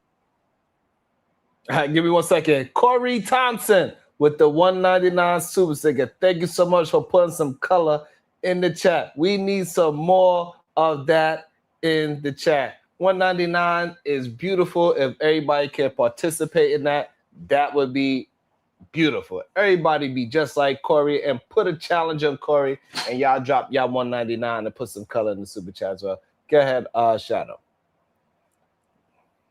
If you remember the rebuttal. I'm not sure if you did. He's frozen. Goddamn. Well, he's not off. He's not off on what he's saying. All these possibilities are something that you gotta leave it open to. Like, I'm not closing any of it off. I'm not saying it was an accidental thing. It could have been foul play, and they just not gonna tell about it. Like I said they all should have been questioned anyway. They all should have been, deeply questioned. Not just a little bit. They should be in jail for days till we get all these questions answered. At least something. Put some sweat on their back. They ain't had no sweat on their back. They knew they was going home. Absolutely. Mama made sure they was going home. Shout out to Shadow, the Time Wise with the $2 says, here goes some color. God damn it. I put that extra on it. Thank you so much. Look, Shadow. you got mad at me for not putting color, so I decided to put some color on. But so bro, I can understand where you're coming from, honestly. I can see why you're saying, well, there's not sweat on their back. We don't know if they did it. You're right. But let's reverse the roles. If this role was reversed and 4 black kids all of a sudden didn't come back, where there was 1 white kid who didn't show up, all 4 of those black kids would be sitting in jail until a full autopsy came back. And I said it should happen. So I agree with that. I'm not saying for a fact that they did something wrong, but I will say that they did, in fact, commit a crime. And that crime was they knew someone had perished and then did not report it happening. It's criminally negligent. Yeah. Right. We all in concurrence there, most definitely. At minimum, they should be held because of the negligence, because there would be, based on law, reasonable suspicion that something else happened. Because but reasonable suspicion is not a crime. It would have to go to negligence. Right. But it is reason for arrest. Yeah, sure. Yeah, I agree with you. Taylor A. Bell with the $4. He said he upped you too. Shadow just reminded me to go take the trash out. Oh shit! Salute to Taylor Bell. Thank you so much for putting. That was funny. Thank you so much for putting the color in the chat. Go ahead, Goat. What you saying, Goat? Nah, shit. I'm putting on my shit. I think I gotta go take mine out. Shit. I literally sitting up here arguing on the panel earlier, forgot to take mine out. I'm glad motherfuckers ain't came yet. Right. Yeah, because you missed that can and you missed them come pick up the can, bruh. Oh, it's over. Problem. Mine's on Tuesday. No, call 311 and blame somebody else. I guess that could work too. But yeah, the bare minimum without out the gate is negligence. Period. I think the first grave misjustice was not to at least get them before they got home, because right there was enough to just hold them for questioning. And once you get them in that room, somebody in my mind was going to break. But they missed the ball there. Again, I wasn't there. I don't know the timeline like that, but they missed that opportunity. Once they got home to their parents and one of them being the judge, I knew it was going to shut down. But the bare minimum playing Monday morning lawyering would be negligence out the gate. Easy, because I know something happened and it resulted in a death. So the bare minimum is negligence. Salute to Shadow said, "Oh, I see your foe and I raise you too." Shout out to Ty Wise with the $6 super sticker. Thank you so much for adding some color into the chat. Let's go, good people. Let's add some color to the chat. I also want to bring, let me see. So this is the issue that I have with all these people saying that it's race-based. So I'm going to bring up this video here. And this is this black man. This is the problem that I have with a lot of these brothers out here that I don't know, they doing it for attention. Do they really believe the things that they're saying? I'm not really sure. I do not understand it. I'd be so confused when I hear men like this talk. I hate that y'all pretend like y'all never been young before. Like, I told you what Al Sharpton and Ben Crump's goal was. They're going to go around 50 states and nitpick cases that they can put a spin on and use to create more racial tension. They're race baiters. This is what they do. They're race hustlers. Ben's got multiple race bait and race hustling cases open as we speak. So instead of letting the police do their investigation, they're just going to leave it up to people's imagination and using racism so that they can steer what happened. They're implying. It's not that they're saying that his friends, they're implying that his friends did something to him, and they're implying that because they're white, they're getting away with it. That's what they're implying. These implications only serves to further divide the American people so that they can keep us separated and keep their constituents. This is about the Democrats. I swear, look at the news media that's putting it out. They're putting all of the same cases out. They won't put anything out that goes against their agenda. And I really have a problem with men like him. He said a whole lot. Okay, so my question would be, how far off is he? Because like that is a concern of mine, but it's not going to stop me from advocating, right? But that is a huge concern that all of a sudden now I'm being joined in conversations that I ain't seen nobody in for a long time, maybe since the last election cycle. You know what I'm saying? So there's a legitimate concern there, but that can't be the reason why we stop advocating either. Thank you for saying that. Go ahead, Otis. No, real quick. Go ahead, Otis. I'm glad he said that, because a lot of people wouldn't admit what he just said. Because while that young man was talking, even though I didn't agree with the rhetoric he was putting behind it, like the Democratic and all that stuff, but just listen to the words for what the words he had to say, those thoughts do come across my mind. For real. So just because they come across my mind, though, like Taz said, you have the right to ask those questions. You're still not going to go out and advocate and do what you feel is right, but you be naive to not sit there and have those questions. I wouldn't have framed it like that, but if you take all the rhetoric out, those are genuine questions that people should ask themselves. Yeah. Like I said, I just don't want to turn it into. Sharon, you muted, bro. Oh, my bad. Thank you, OG. Thank you, appreciate it. Ogun 314 Shadow. I think you're right. With people thinking that they could be criminally or civilly liable, that's why they lawyered up and that's their right. Okay. Go ahead, go. No, I was saying something. I drew a blank that quick. I forgot what the hell I was just saying. So I just disagree with this statement that because Al Sharpton or Ben Crump want the biggest cases, that means that we should discredit them and act as if they just some kind of race hustlers. No, they doing their job. Their job is to try to make money off of being activists and civil lawyers. So they want the biggest cases so they could keep their name buzzing as well as do something good for people that is hurting. That's what I believe they're doing. I don't know why, for some reason, Black folks always got to do everything that's good for free. It's weird to me.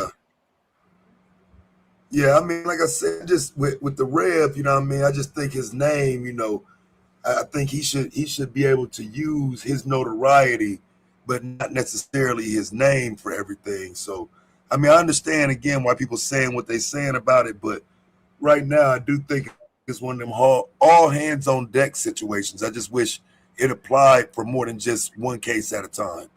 You know, it can't pop out every 4 or 5 years. Like we need people to stick around. You know what I'm saying?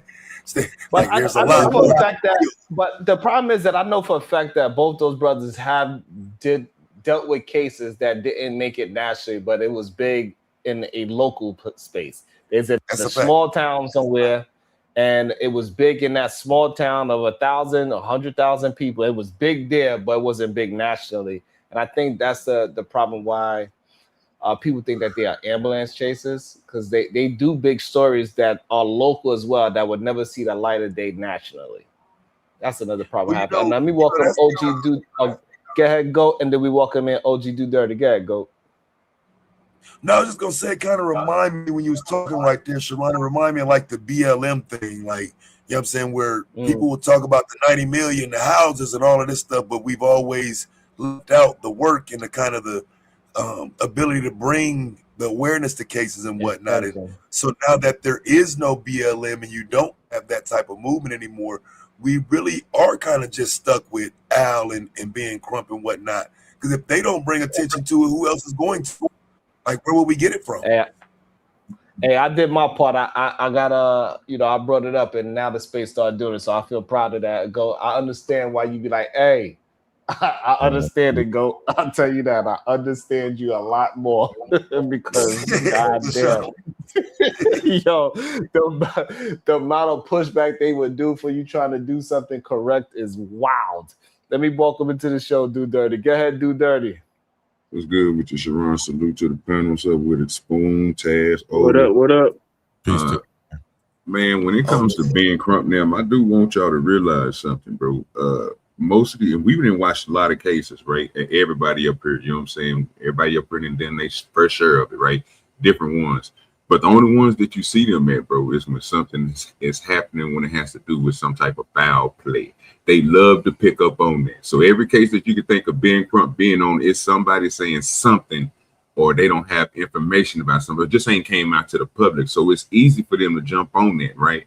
Because they can, again, spread it. And like Taz was saying, like they can make it, if it's not national, they can get it to that point where more people will be able to see it, right?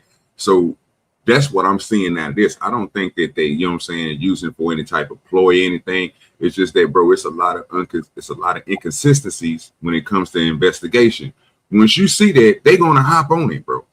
Like I believe Sharon said it earlier, Otis said it earlier, and even Spoon even spoke up to it. Some things we already know how investigations go, right? If you already know that everybody on the boat should have been already pulled in, phones should have been taken, questioning should have been done, all this stuff is already in. This is a part of the investigation. You worried about the person who just lost their life, right? And then y'all been searching for the dude. It wasn't like y'all found him the next day. You see what I'm saying? So it should have been a whole lot of more investigation going on and other things, right? Now we're hearing this other stuff coming out about these pictures, you know what I'm saying? Them being over, that to me, that's all crazy, right? And then when you think about when the kids came back, they gave the phone, you know what I'm saying, the car, all these possessions and stuff that they got. Again, we looking at it from a point of view as if, you know what I'm saying, I think you said it earlier, Sharon. When somebody do something wrong, like they know it's not nothing that they did on purpose, you know what I'm saying? Accident. There's certain ways you see how that fall, you see how that play out, right? And I would expect somebody, bro, whose mother, father, anybody who's in the court system understands that. If you a judge, you understand that. I don't get the part when people make up this excuse where they should be able to lawyer up. Well, if your kid had no foul play in it and it was an accident and they didn't have nothing to do with it, but somebody else did, why are you not just telling them just to speak up? It's just a witness, bro. It's just a witness. They can't get, if they're not the person that pushed them off the boat, if they're not the person that got into it with them, I would expect you to tell them to come forth with the information. That's just me. Now, I might be wrong about that. It might be some people out here that be like, you know what? Hold that information from them. But you know what they get you? Back to what Taz and what Otis was talking about earlier, locked up because you withholding information. That's a crime.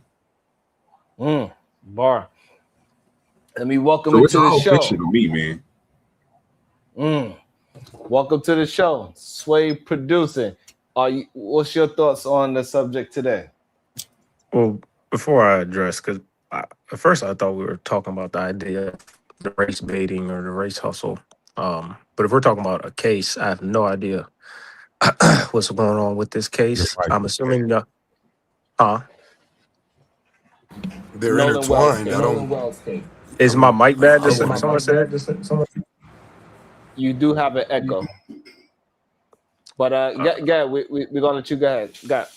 No, I was saying, I know they're intertwined in terms of this topic, but I don't know anything about the actual case. I know about the topic of race baiting in general. I've never necessarily been a fan of it, mainly because, I guess what's Taz? I know Taz said in terms of support, which I can agree to, but just this idea of like people using other people's emotions and the actual struggle to pursue a financial gain and being able to manipulate the narrative for more financial gain. That's the part I don't necessarily like. And this case isn't like the only example of that. And I'll see it the same way we see politics. In my opinion, you would want to take the money out of politics the same way I would want to take the money out of these social activist situations. I think that these type of moral situations where it's the betterment of people, you definitely need to take out this financial incentive behind it. I think we would see, or we'll have an issue if, let's say, there was a financial incentive for teachers to teach a certain thing. I think we would have a big issue if teachers started to, I guess, go against their moral compass for financial gain. I think the big reason why we give teachers so much reverence because we know there's no money in it, and so they're only in it for the love of the care of children and to see people do better. But with this social activism, with politics, since there's money in it, you're seeing a lot more people pop up to use it as a grift to get money. You're seeing more of not necessarily Derek Jackson, because I know he didn't do race hustle, but you're starting to see that type of archetype that is just saying things so that they can get money and profit off of it, which I don't like. I would actually like someone that believed in what they said and support that person. Well, you know something about that, Sway? You right, all the way right. The problem is because I think Taz went over this last night, right? There's those people who do that, and then they put all this stupid information out, false information out, bro, just to get the money, right? But then they don't even come back and clarify or, you know what I'm saying, change the statements that they made that was all that bull crap, right? They'll stick to it and just say something new like they didn't even say what they said beforehand when they was getting their bread. Yeah, like I said, I just think. Go ahead. No, I was gonna say that's where I would disagree with you at a tad bit because, for example, to me the race hustler isn't the one that's necessarily talking about it or what frequency or any of that. It's that person who's really not there for the right reason. I mean, if we're talking about it every day because it needs to be discussed and awareness needs to be brought to it, so be it. For me, the race hustler is the person that is only doing this because it's a bag in it. You know what I'm saying? And a lot of times I think that applies to most of the people because there's never a time where there isn't a race issue. Now, if you're waiting on CNN to show you a race issue, then you might have to wait a couple weeks and months and whatnot. But if you're looking to raise awareness to race issues, I can show you one every day. So that's what I'm saying. I think there's a difference in why you're doing it, which is what creates the race hustler. Because I'm not trying to hustle race per se, but as I'm raising awareness to how these things apply to black people, somebody on the outside might think like, damn, he talking about black shit every day. But in reality, it's a conversation that needs to be held every day at a high frequency, no different than the black fatigue and black culture and some of the other things they're saying daily to negatively impact our image. You see what I'm saying? Yeah, I agree. That's the part I was saying. I agree with you. So I would be willing to support a guy like you because when you come on YouTube or just in general, you're not saying the things you say with the idea that the end of it, you're going to say, well, so this is why you guys should join my course, or this is why you guys should join my this, or this is why you guys should join this, so that you can be informed about that. Like when you say all that to say at the end of it that you guys should spend money on me and y'all should be doing X, Y, Z. To quote unquote support, that's where I start to get a little sketchy. Now, if you want to drop like a link to Dono so that you can, promote the movement to an extent, but like I said, a lot of these guys make it about the money, make what he's saying just to say, hey, give me money because I'm saying it. I don't think you come on YouTube or platforms to say what you say at the end of the day, profit off of it. No, I don't. No, I feel like I should because, what I'm saying, I'm here and I'm doing it and it is content, but not that next layer. So I want to challenge you on that though, right? Because I'm saying, I'm right there in that conversation. Now watch this way. Been here 7 years, never opened a store, never wrote a book, never tried to do merch. People have been telling me to do merch for years. I've never made a shirt or nothing. Now, I would tell you today that was dumb. I would tell you today that given as long as I've been around, as long as I've done, as much as I've done in the space and people know me for certain shit, I should have made those few extra dollars off the extra shit. And so would it have been wrong to say at the end of this, well, buy my Black History book because people don't teach enough Black history and I'm here to sell you some Black history after you've watched my content on Black history. Am I still race hustling at that point? Because I'm saying I never did it, but I look back at it and say, well, that would have helped my notoriety, it would have helped my growth, it would have helped my name get out there. And I don't disagree with that. I think there are levels to it. If you're saying, hey, in terms of like, let's just say, because in my opinion, like a shirt is like advertisement in a sense. It's like a low level of support. A lot of people will buy the shirt but never actually wear it. So if Sharon came with an SBG shirt, how many people will buy it?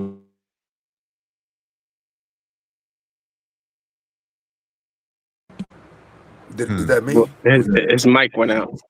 Won't he do it? I can't hear anymore. Hold on. That boy said, "What? Can y'all hear me? Jesus Christ. Dance. Can y'all hear me? He said, buy something. Yeah, we got you. Yeah, we can hear you, Sway. No, I was getting a phone call. The goddamn mic went out. That was crazy. Let me also shout out to the Cash App while he get his mic together. It says, hi. They would have witnessed not guilt by association. They was a witness, not guilt by association. That still sounds like jail to me. Nah, yeah, a book is optional. Merch is optional. I think when you create that layer of like, hey, you have to pay for this course to get that extra layer of information, or to be like in part of the group in a sense, like, hey, join this Patreon to be a part of this group and be able to be an activist with me, to show up at these events or these marches or whatever that you have to pay to get into this. I think that's where I start to kind of look a little sketchy. But if you wrote a book, because you, like any other, I guess, social activist leader has probably written a book, even if you're talking about like Martin Luther King's or the Malcolm X's, I'm pretty sure they've written books and we weren't calling that a grift. You having a merchandise, I wouldn't call that like a grift to an extent. It really just depends. But anything past that, where like you start selling a course to sell that information, then I'll start to be like, okay, it's not about activism anymore. You're not trying to spread awareness. You're not trying to start a movement to create change. You're just trying to get money off of this. But see, where's so, that but, line? so now, yeah, go ahead, Goat. Yeah, that's a great. Go ahead, Goat. I think Because you're I was just gonna ask, where's that line? Because now, even let me give you an example with the march. So I was supporting the femicide march when the women were putting together the femicide march back in 2021, 22. And some viewed that as an air quote grift or whatever, as a man out front supporting and saying, you know, come to it, blah, blah, blah. I'm not benefiting from it in any way, shape, or form other than raising awareness. However, they are selling tickets. They are selling merch. They are doing things at the march. Where's that line at? Because that's still The a tickets. just cause. You see the tickets for me, the merch I don't have an issue with. The merch and the book I have no issue with, because you don't have to buy those things to participate in the movement. But if I have to pay for a ticket to participate in the movement, then I start to look a little sketchy. In my opinion. Wait, as a person that's done it, the movement ain't free. Everything I've ever done to this content, I did it out of my own pocket. I flew to St. Louis and covered that killing them black women. I did that out of my own pocket. You know what I'm saying? So when does it even out to where it's like, fam, this is what I do anyway, and shouldn't I be able to benefit from it because this is what I do? Well, as soon as you start a nonprofit, you can start making the money that you need to make out of it, because the government gives money out to nonprofits like it ain't nothing. You know, that's why my nonprofit's gonna be teaching these kids these darky kids and the marginalized communities how to swim and about the ocean. That's a real thing coming. Well, so yeah, start a nonprofit and get it out there. No, I just, like I said, Ted, I mean, I get it. Let me read this. Hold on 1 second. Let me read this cash app. It says, correction, they are guilty by association. All those white children. God damn it. That's what it says. So Taz, let me ask you, do you think there is like a line though? Like a line that you can cross over in terms of what's it called? Damn, why am I missing on the word? What were we just talking about? Grifting and non-grifting? Like when in terms of like making the money off of the movement, do you think there's a line in terms of grifting and non-grifting? I think it only matters with black folks. I just think it's blurry. I think it's blurry though, Sway. I don't think it's not a line. I'm sure. I would argue there's a line, but where is it? It's blurry. It is somewhat blurry. I mean, I think for most people, because you start asking different people's opinions. For me, it's not that blurry necessarily. But I don't know. I think of churches, right? And I think there's a difference for when you're asking for commerce from your communion of people to keep the church afloat and have the bills paid and for them to be able to go there to worship God, because that's just, electricity isn't free, to the point where now you're asking for money to the point where you're having Rolls Royces and Rolexes and all these other extra things outside of God, and you're asking for money to keep those things afloat. I think it starts to become a grift. Those That's type crazy. of that type of difference, in my opinion, is apparent. It's like you're not asking for us to keep the church afloat. You're asking us to make you rich. That's kind of crazy to me. Sway, do you think Donald Trump is grifting? Like a motherfucker. I don't know about Donald Trump to be able to answer. What are you referencing? Yeah, we got Trump shoes, Trump tower, Trump this. It's a grift on his own thing. It's a grift. It's literally we can say it's not, but the man's grifting on his own name, and it is what it is. If people buy it, they choose to buy it. But I don't know what the grift besides because again, in less than 2 years he'll be out of office. So slap the taste out of your mouth. I'd like to see it. Damn. It says, that's crazy. It says, kick raccoon spoon, $20. So you got 15 minutes there. Raccoon spoon. I'm gonna use with that Sharon with that Trump joint, but just to take a little stab at it, right? Just when you say it, I'm thinking about it, right? So if we doing Trump's history, absolutely, it's got to be a grip. I mean, how do you go from hanging with Herschel Walker and Mike Tyson to now the head of the white nationalists? So you know what I'm saying? That's a super grip. You know what I'm saying? Super grip. Yeah, I agree that I think only black folks is not able to benefit off of the things that they do that is considered positive. We're the only ones that consider grifting in a negative light. And I don't understand why. Nobody in the white community looks at Donald Trump doing something grifty. They just like, hey, we're gonna support him no matter what. They don't even believe in everything he say. They don't even know if he's doing it correctly or not. They're like, hey, he's moving to move it forward. We're gonna spend our money and make sure he get there. I don't know why that's the thing for a black question? folks. I gotta ask one question. I gotta go. I gotta get back to work. So, and from that statement, would you want black folks to support the black grift, or would you want us to call out the white grift as well, or like other races as well? Like, would you want us to not be cool with all races not grifting, or would you rather us be cool with black people grifting? I think we should be cool with black grifting in the right cause. Al Sharpton is grifting in the right cause. Well, if he become a billionaire off of it doesn't matter to me. Is he going to help bring attention to this young man? That's good. Is he going to help bring attention to Carmelo? That's good. I don't give a damn how much money. If he get a Rolls Royce over it, oh well. Are we trying to keep bringing the attention to the injustices that we actually need? That should be the main focal point, in my opinion. What if it doesn't get you the outcomes you want based on? Well, I don't even care about that. So we want us to support black people grifting. As long as it's in the right sense. Yeah, I'm not with that. But the problem I had another question. The problem is y'all want the black person that is for black people to do it for free.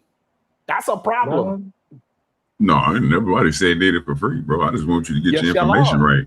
No, we're not. You are absolutely, because you're saying that they gotta have a limit to it. Hey, you could eat, but if you get a rollie off of it, then we got a problem. You could eat, but if you get a Rolls Royce off of it, then we have a problem. That's an issue. Because all that means is saying that if the person gets big enough and he could accumulate enough people to get the attention where he could get so much money that he's doing the right thing and also he's living a great lifestyle, that's when people have a problem with it. That is a huge issue for me. But you shouldn't be, like I said, I don't think you should be worried about what it's all about what they doing, bro, their actions. If they there for the grip, bro, and they again doing what you're saying, if they helping, then I don't see it as a grip, bro. So my question, are we trying to say that grift in itself as a word doesn't have a negative meaning to it? Like it's a word that we are putting a negative connotation to, like manipulation? We put a negative connotation to it. Is that what you're trying to say? That in itself to grift isn't a negative thing? Is that what you're trying to say? No, so grifting, if we was to go by the dictionary version of it, then yes, it's negative. But the way how people use it today, anything that you are doing that people disagree with, they call it a grift. They say I'm grifting towards women all the time. But this is what I've been saying before I got paid. Hold on. Like, this is really my actual thoughts and how I feel about things. Right? So like the way how people use it now, go ahead. No, I was trying to figure out like what is the definition of grift and what are you trying to say? The definition of grift is when you agreeing with something for nefarious reasons. And you're trying to trick and fool the people for nefarious reasons. And you're trying to make money off of it. When you don't actually believe it, you don't walk what you're saying, and you just talk and talk.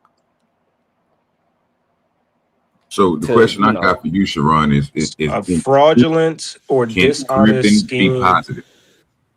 Well, it says a fraudulent or dishonest scheme, swindle, or con game. As a verb, it means to obtain money or property through deceit, trickery, or fraud rather than physical force. Someone who engages in these activities is known as a grifter. So I don't know if I would want that. Even if it was in a sense of like, I guess you were trying to say be positive. That's why I was what I'm saying is that. No, what I'm saying is that, like, probably anytime, not with the textbook definition. I'm sure he wasn't saying that with the dictionary definition. He's saying with the way we use it today. Right. Because I agree with the Al Sharpton example, even though I think Al Sharpton is probably the worst face to put in front of a major story. He's right for being there, though. He's not wrong for being there. Right. I follow you. Yeah. No, well, I get what he's. Well, I don't necessarily know if I get what he's saying. I'll ask another question. Are you saying, like, let's say, can I use names on here? I know some channels don't want me to use names. Yeah. Okay, Yeah, so like that's we okay. want Jay Prince being the face of like any form of advocacy. No, because he don't advocate for anything. That's what I'm saying. But if he did, like if he decided to become what he isn't and start to quote unquote grift the positive narrative, would we want to make money? Would we want him to do that? Like would we want to support that type of person?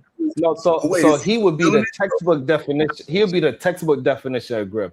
But on today, they would call me and Taz a grifter as soon as we start making money. Taz is only going to the femicide march because he's a grifter. Taz is only defending black women because he's a grifter. Sharon is only saying this because he got women at his channel. That's the issue that we are running into. Right. They trying to make it seem like Taz got some kind of negative situation that he is lying by supporting a femicide march when that's just who he is. So instead of telling them that they wrong or not even caring about their work, the grip that they think that you guys do, because obviously you're not doing a grip.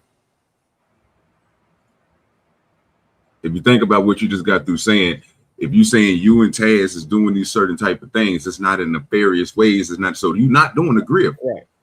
You see what I'm saying? It's not even a grip to begin with. That's what I'm saying. But the issue is, okay, when they loosen the term, like, because the term is loosened to use every day. So I think if we look at the definition and then take what they've done to the definition, they've taken away from the definition the outright negative part of it. So to use it in other ways where it ain't just outright you trying to snake somebody. Because if you look at the definition, that's just a snake, right? You know what I'm saying? There's a lot of words we can use for that definition. But when you take it out of that and just throw it in, let's say, a doing YouTube content conversation, is like, wait, fam, hold on. I actually agree with what I'm saying. I'm not just saying it, but to the outside party at times, it's like, I don't agree with, so it must be a grift.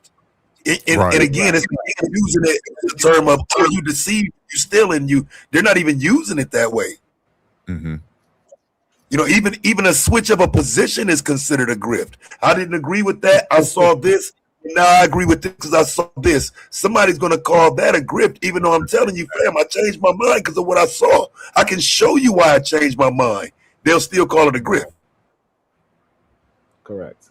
Exactly. So they basically That's use the the issue word. we have. And then also, and the next issue that we have in, they would tell the GOAT, like, oh, why should you get paid for doing what you do? It was just crazy to me.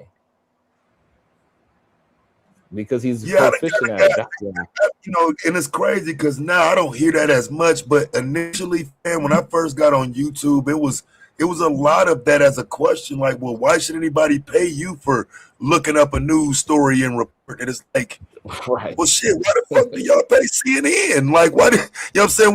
Why does everybody else get paid for doing it? Why shouldn't a focal point on black or black women or black people? What's the pushback when it comes to us? Because you're not going to say that when it comes to others focusing on news that applies to them. You're not going to say they grifted. That's the issue that I have with it. And that's why I was like, hey, look, if Al Sharpton is giving her proper attention, who cares if he get a Rolls Royce off of it? I don't care. You know what I'm saying? Like, just do what you're supposed to do. Don't go down there, embarrass us, none of that. And I'm perfectly fine with it. Just, do what you're supposed to do and get on to the next case and highlight that one. You know what I'm saying? That's if I got any pushback for Al, because not Ben usually when you see his name, it's a case you ain't heard of, to be honest. Ben literally is tied to cases nobody's heard of. Al, I think, again, people have become familiar with him on TV. His name is well known, and at times that can become a detriment. But like Sharon said, you got to show me where you're doing something wrong, though. Like, you know what I'm saying? He ain't did nothing wrong. That's the part. That's the part I'm looking for. And we should not go out of our way as black men to say, yeah, he's a bullshit artist. Like, why would we do that? These other folks don't do that to even the ones that they know are bullshit. The ones that they actually know is bullshit artists. They don't even do that to them. They actually know the bullshit artist, and they will push that like he's the smartest person in the world. Get him promoted all the way to the goddamn United States president. They know damn well that man's a bullshit artist. They know. They put his ass in there twice. You can't tell me nothing. You can't tell like me for me, nothing. I don't, I don't give a damn what y'all say. Taz my dog. Like, fuck y'all talking about? Yeah, they put his ass in office twice, bro. We are not in the same conversation.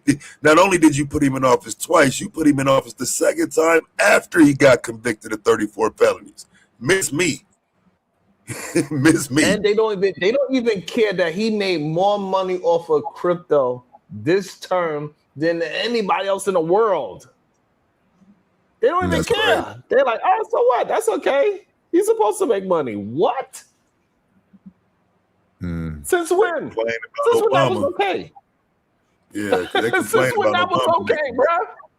But for some reason, we need, you know what I'm saying? Like, for some reason, we get too caught up in like this person, a black person got to be Jesus for us to be like, okay. And even if it is Jesus, they be like, still, but you Jesus, why you need us to support you financially, Jesus? Can't you turn water into wine, Jesus? Can't you walk on water, Jesus? It's crazy to me. Yeah, leave it up. For some strange reason, we do. It's very difficult to support the people that is attempting to be as productive as they can. They want to always try to pull us out into the point where we are screaming and yelling and saying mother effer and the N-word. It's weird. I sort of kind of missed past 5 minutes because I was getting phone calls. However, in terms of your guys, I agree with you necessarily. Y'all not grifting. I think it's a bad choice of words. And I wouldn't even call you guys these two words, but I feel like it probably would fit people's feelings about y'all more is like simps or clout chasers. But I wouldn't call it like I'm not, like I said, I don't think that necessarily are these things. I just terms of like and what they are trying to call you and or their emotions about it, it doesn't fit a grifter. It fits more of a simp or a clout chaser. That's what I see. And even with those two words, that's just crazy, to be honest. You know what I'm saying? That's crazy. But unfortunately, that is insane. I get what he's saying. I heard that, even though I don't agree. But it's funny when Sway says it in a serious tone because, unfortunately, we all heard it. We heard those terms out there being used, and of course, it doesn't apply, but it is being said. Unfortunately, we heard it. Come on, man. This is why.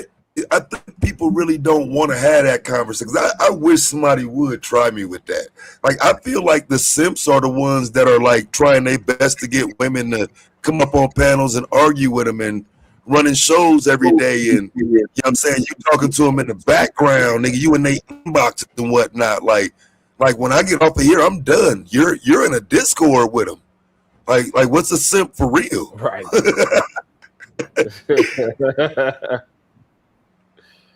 Bar, I agree. Like I said, I just think simp or clout chaser doesn't necessarily have a negative connotation. I think we give it that. Now grifter, I think is just a negative. Like I don't think simp. You don't think it has a negative connotation automatically? Simp and clout chaser is definitely negative. So that's my thing. Like, maybe you have a better argument for simp, Taz. I don't really want to argue that, but like clout chaser, I think it's like a redundant thing. Like if you're in a game of like you're a YouTuber, it's like what else would you be doing if not that? Like every time you post content, every time you Yeah. post content is quote unquote a clout chaser. Every time you post a cool, attractive thumbnail, you're you wouldn't be doing your job in a sense. It'd be, you know what I mean? That's kind of stupid. So it's like that in that sense. Go ahead. I understand how you're trying to flip it, but people use the word clout chaser in a negative light. Nobody actually uses it in a positive way. Oh man, you the best clout chaser, man. Like I ain't never seen nobody chase clout the way how you do. Yeah, no, I'm saying that's why we give it a negative connotation. It's the same with like manipulation. Like we give that word a negative connotation. You could manipulate somebody to do better things, but we use it in a negative way. So I just think it's more synonymous with that. Now, grifter, I don't think you can flip it to being a positive thing. I think it's always negative. I like the way this way you put that, because I would have to ask which one would be more detrimental for somebody to tell you that you're a grifter or you're a clout chaser. If you're a content creator and you coming on here doing reactions, you giving your commentary to videos that is being popularized all over YouTube, which one would you know what I'm saying, is more detrimental? People coming over there saying, putting it on your name, would you want them to say, well, he's a clout chaser, or would you be like, oh, he over here grifting on his channel? Neither one, to be honest, because both of them is going to be produced as negative. Because a clout chaser is the way how they use it is somebody that is fake as well. Somebody that just do anything for attention. That's like a little hoe. LOL, shout to the Cash App. LOL, ask that man, is he on the right page? Simp. Thank you so much. He just left though, so hopefully when he come back. But you know, I also I have hey Tad, did you see that Mississippi judge that spoke about it? No, I haven't watched that yet. I seen that video like 45 minutes long, so I ain't watched it yet. I heard about it though. It's 45. Let me check it right now. It's 45 minutes long. That's crazy. I didn't see. So I seen the videos on. I think it was on Hype. That's where I saw it at. So I thought it was all the time. What were they saying, Sharon? And hear from the horse's mouth. Someone who had the I think authority. this one's a shorter version. sign Maybe this one that gets right not only to search warrants, but arrest warrants. Someone who presided over initial appearances, arraignments, and preliminary hearings for those accused of murder and other heinous crimes in Mississippi. I can talk now that I am a retired judge. Had I still been sitting as an active judge, I could not give you my opinion about an ongoing matter. But now I'm a retired judge and I'm a practicing lawyer in Tennessee. And I reside in Atlanta, Georgia, but I'm from the Mississippi Gulf Coast. And I know the law, and I can give you my unfiltered opinion about what I believe. Get to it, sir. Should be occurring now or in the near future. Come on in. I have time tonight. You got time, I have okay. time. Okay. Let me skip past you got time. I don't want to. I'll be happy to experience. Oh, this nigga sounds like Willie D. The black robe, and I presided over these trials or preliminary hearings, arraignments, and initial appearances. What does that mean, sir? Let's get started. Please. So what do you know? That's crazy. It's 2 minutes and 38 seconds in, and he didn't get started yet. God damn, they could have cut all that too. We know after watching the parents' interview and reviewing tons of footage from social media, recounting interviews and statements of alleged witnesses that were on Horn Island. We know that Nolan Wells went to spend the night on July the 3rd with his so-called friends. And he went with those so-called friends to Horn Island on a boat. On July the 4th. We know that out of the 4 people on that boat, only one did not return home. Okay. That one person was Nolan Wells. Okay, we got that The other too. 3 returned home as normal. I don't know normal. said nothing. They said something to the wrong people. Member of law enforcement or to the Coast Guard until at least 11 p.m. at night. Okay, I agree with July that. the 4th. We know that at least one of the so-called friends was found with the phone of Nolan Wells. Can I speed this shit and up? We know this based on the testimony of the parents, specifically the mother, who tracked the phone and was led to the home of one of the young men where she retrieved the phone. We also know what else? That based on the mother's testimony, that goddamn, him will sound normal now. Right. He almost sound normal talking so goddamn so trying to milk it for every word, everything is worth. So now maybe this person that if y'all was saying the things that y'all saying about Al Sharpton, y'all saying about him, maybe I will understand.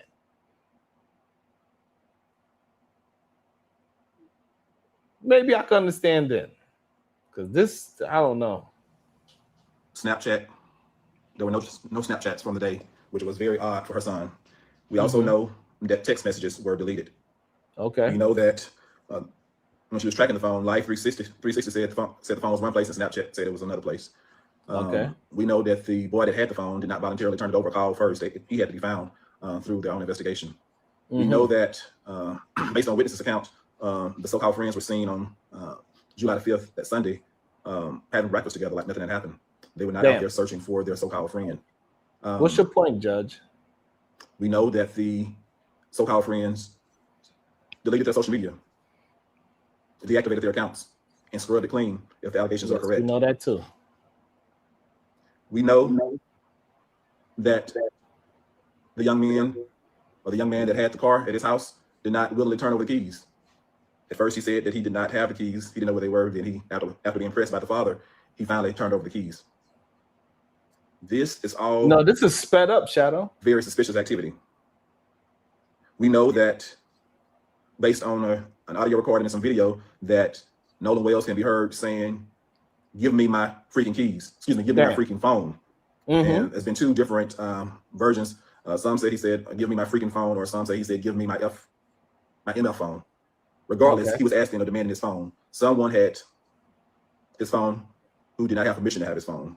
Correct. So the first thing I see, the simplest thing I see is who had his phone and why, and was that theft of the phone? Sometimes we look at the largest case, we try to get to murder, but the person that took his phone committed a crime right there. There are witnesses to who took that phone. If an affidavit is signed, an arrest warrant could be signed by a judge in Mississippi to go after that person that had that phone unlawfully. We know, based on his own words, Nolan Wells' words while he was alive, he did not give whoever had that phone permission to have that phone. So was that theft? I think if an affidavit is signed, if it was presented to me when I was a judge, I would have signed an arrest warrant for the person for theft of that phone. Okay. Based on what I've heard. It had to be an affidavit format, but if it was presented to me, an affidavit format from law enforcement, I would sign the arrest warrant for, at least at this point, theft of the man's phone. We know who had it. We know who didn't report it to the family. The family had to go find it, and we know that Nolan Wells did give it back to him, and never did it. It was not given back to him. Why was that? Okay. Yeah, I got a problem. I got a problem with that. I got a problem with that, Sharon. It took him a long time, but he finally got there. OG, god damn. No, he's still taking the information, bro. That's already been dismissed, bro. Like the people already came out and said that wasn't his phone, bro. It literally dude came out and said it was his phone.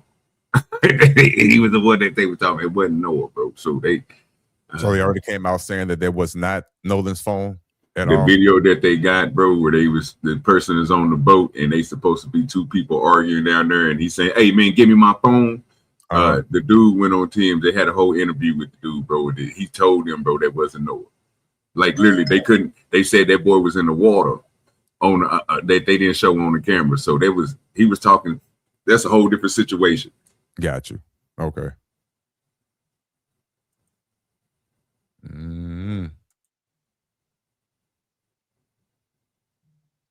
It don't make no sense to me, man. And I don't understand why none of them didn't give up none of the boy. If it's an accident, like we said earlier, his possession should have been gave over to his parents with no question. Hey, we don't know, or better yet, y'all should have been taking that stuff to his parents, letting them know, man, hey, we just had an accident on the boat. Hey, we need y'all to go out there. You know what I'm saying? No, this is what I'm expecting to hear, but I'm not hearing none of this. So, I mean, we got all type of information coming towards us. I'm gonna have to just wait until they, you know what I'm saying, figure it all out and charge somebody or do what they're gonna do. Because at this point, I don't know what direction to go in with the story. I don't know if the boy was deleted there on the island. I don't know if he was deleted on land. I don't even know if they was in between when he so-called this stuff happened. Like they don't really know nothing, but they seem like they ain't getting the information that they want for people, or they already got it and just not telling us. So, and I can definitely agree with you there.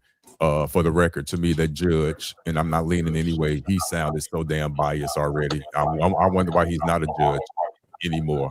I wonder if he retired. He looked kind of young to retire, but I digress. But the points that you made, OG, is very valid. You don't know where this transgression took place out the water. We don't know if it was a struggle. We don't know anything. So I want to see more evidence, but I'm hearing a lot of scenarios.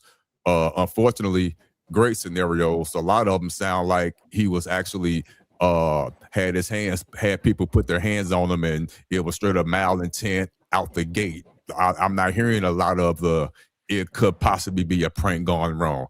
As a judge or someone's honestly being impartial, you don't know what happened. So, but it's fine though. I like these conversations. I mean, it's cool, but I wanted to see more evidence. But it is quote unquote suspicious to individuals who question about getting the lawyer, which I don't think is it's your right to get one, but you know, it could come across the other way. I mean, you know,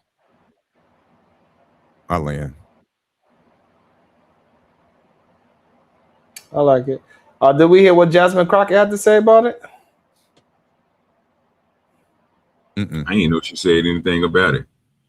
All right, so I'm breaking news for OG Duday. I feel special now. I'm breaking news. No, I just don't listen to her, bro. I don't listen to none of them like that. Well, you better listen to your black queen. Oh, boy, you better stop playing. Nolan Wells. So for those that did not understand or could not conceptualize how it was that a little black kid could be afraid of a group of white children, all I have to say is somehow Nolan Wells is deceased. And something tells me it wasn't natural causes for this 18-year-old to die who left his home with a group of white kids. They do those type of activities on the regular to come back with his phone and not him. How do you have his phone and not him? A million and one things could have happened. He could say, hey, hold my phone. I'm going to jump in and go after this. Whatever the case may be, it's a lot of questions, a lot of for them to keep saying that there's no findings of any foul play is just absolutely amazing to me. I have no idea, what's going to happen, but another good friend, Ben Crump, is on that case, and we know that Nolan's body has been transported to Washington, D.C., where there will be an independent autopsy that will be conducted. But this 18-year-old didn't just die. And even if he had, if you, my friend, just another PSA, somebody call the authorities. Yeah. Like, I don't even understand. Like, you more concerned about having my phone than you are about having my body? Like, at a very minimum, even if he had passed out, like, put him on the boat and take him ashore. So, I mean, we will see what happened. We know that there's stories of, potential partying things that may have been going on. But at the end of the day, like, y'all know we've always had a buddy system. Right. Like, we don't leave each other. Like, that is crazy and wild. But again, there are certain cultural things that we do. And that is why it is so important to make sure, again, that you show up for jury duty. Because let's say something does happen and there are charges that come about. People need to understand what was going on specifically on both sides. And that is why we are supposed to have juries of our peers. But it happens all the time. I'm glad you spoke on it, man. Thank you. I just got to touch on that. You said it, but as a black man, I got to say it too. Listen, when y'all going there for that jury duty, I know it ain't but $25 for that day, those days, a few weeks, however long you got to do it.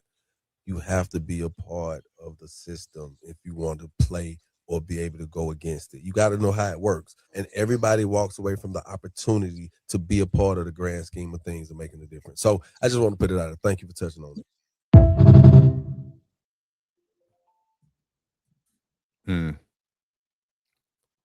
I like everything that was said. Beauty, Sharon. Yeah. Yeah, I was gonna ask. I was gonna ask. Do anybody disagree with it? Yeah, go ahead, Otis. I was gonna ask, and you started answering before I even asked. So go ahead, Otis. Yeah, I agree with everything that she was saying. I really, really do. I mean, I really have no pushback at all. Valid points that everyone is asking on the grand scheme of things. I mean, so yeah, and on the smaller thing, if you have any questions about the system, you have to play the game. You have to be on the chessboard. You have to be on the board properly. You have to be. So, and part of it is being on the jury. And that is a big, big, big issue. People don't want to go because you're making way less than what you're making in your regular job. It's a waste of time. But that person on that defense side, especially if they're quote unquote innocent, if they don't see your kind in that jury, we already know what happens. So I get it. All right. So I think I exhausted this one for today. Yes, sir. This was good. This was good. And we was able to stay on topic the whole day. Mm-hmm. That was awesome. I enjoyed this This was a great conversation today. Yes, sir. It was. I'm not going to say I learned some things. I still stood on my point, but I definitely see both sides. I just want to see more stuff come out. I want to see more stuff come out. The bare minimum negligence is definitely a part of it. It really is. But unfortunately, I have a feeling, being real, it might come out to be something a little bit more. But let's just wait to see what happens. Let's wait and see. I agree. I think our suspicions is correct, and we need more information. We need something that shows a timeline of what actually happened. That's what we need. We need a real timeline that makes sense. Because as of right now, we do not have a timeline that makes any sense. So we got to keep on pushing it out there, keep on forcing the issue. Shout out to all the people that's doing the right thing by hitting the like button, hitting the share button, talking at press conferences, doing what they got to do. Ben, Al, the parents, these parents, I think, is doing a very good job as well. The mother spoke and the father spoke. I think that was very important that both parents spoke. Unlike with Carmelo Anthony, we only heard one parent. I think it was very important to see both of them speak and be together with this situation. Just wanting to get proper investigation, proper information is all they asking for. They ain't trying to say anything else. Just make it make sense. Why everybody else baby came home and not mine? Make that make sense. And with that note, we're up out of here. We'll see y'all mañana. Yes, sir. Nothing wrong with being. Let me